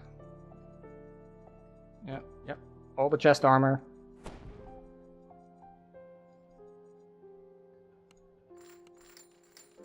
Here we go. Alright.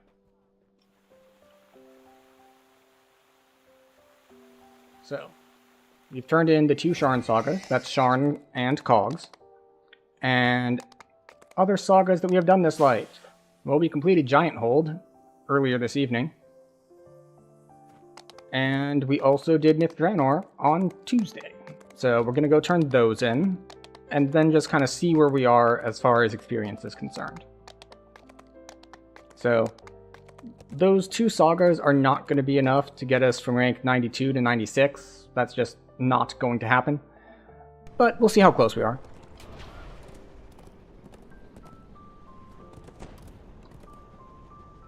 Send me to Giant Hold.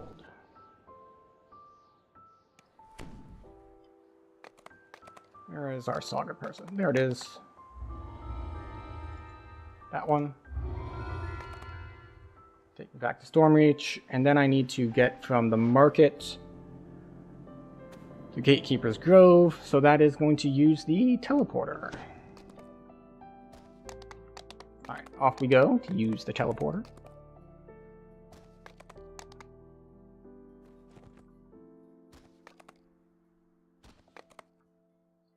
And send me to Gatekeeper's Grove. And from there we can get to Myth Draenor, which is right here. Very close, very convenient.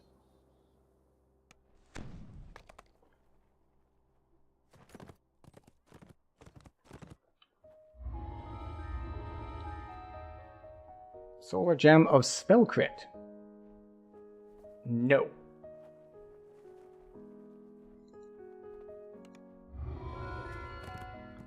Alright, so we are at rank 96. So, to hit, heroic level cap is 3.8 million. So we need 140,000 experience still. If we were going to continue tonight, we would be we'd be headed to Wayloon. I think Wayloon is an easy way to get that. But it is late, so we're not going to do that. Also, as far as streams are concerned, we will not have our typical stream next Tuesday. I have something else to take care of offline. I may or may not be streaming on Thursday. Again, other, like, just real-life 9-to-5 responsibility things. So, thank you everyone for being here. This is where we do the awkward call to action stuff. If you've liked the stream this evening, feel free to, click the buttons, subscribe, like, follow, membership. They all call them different things. You know where the buttons are. You know how to use them. Do so if you'd like to, or don't if you choose not to. But because the internet is full of ways to entertain yourself, I really appreciate you choosing to spend your time with me this evening. I hope that you have been entertained, educated, or edutained, or at least amused in some way, shape, or form. We do not appear to have anyone currently in lobby in Twitch, so we will not be looking for a raid target. I still need to look into more of YouTube's streaming features to see what I would do there that could possibly be equivalent. But that just means that we are ending the stream by ending the stream. So, once again, thank you for your time, for your views, and for any algorithm things you may or may not do.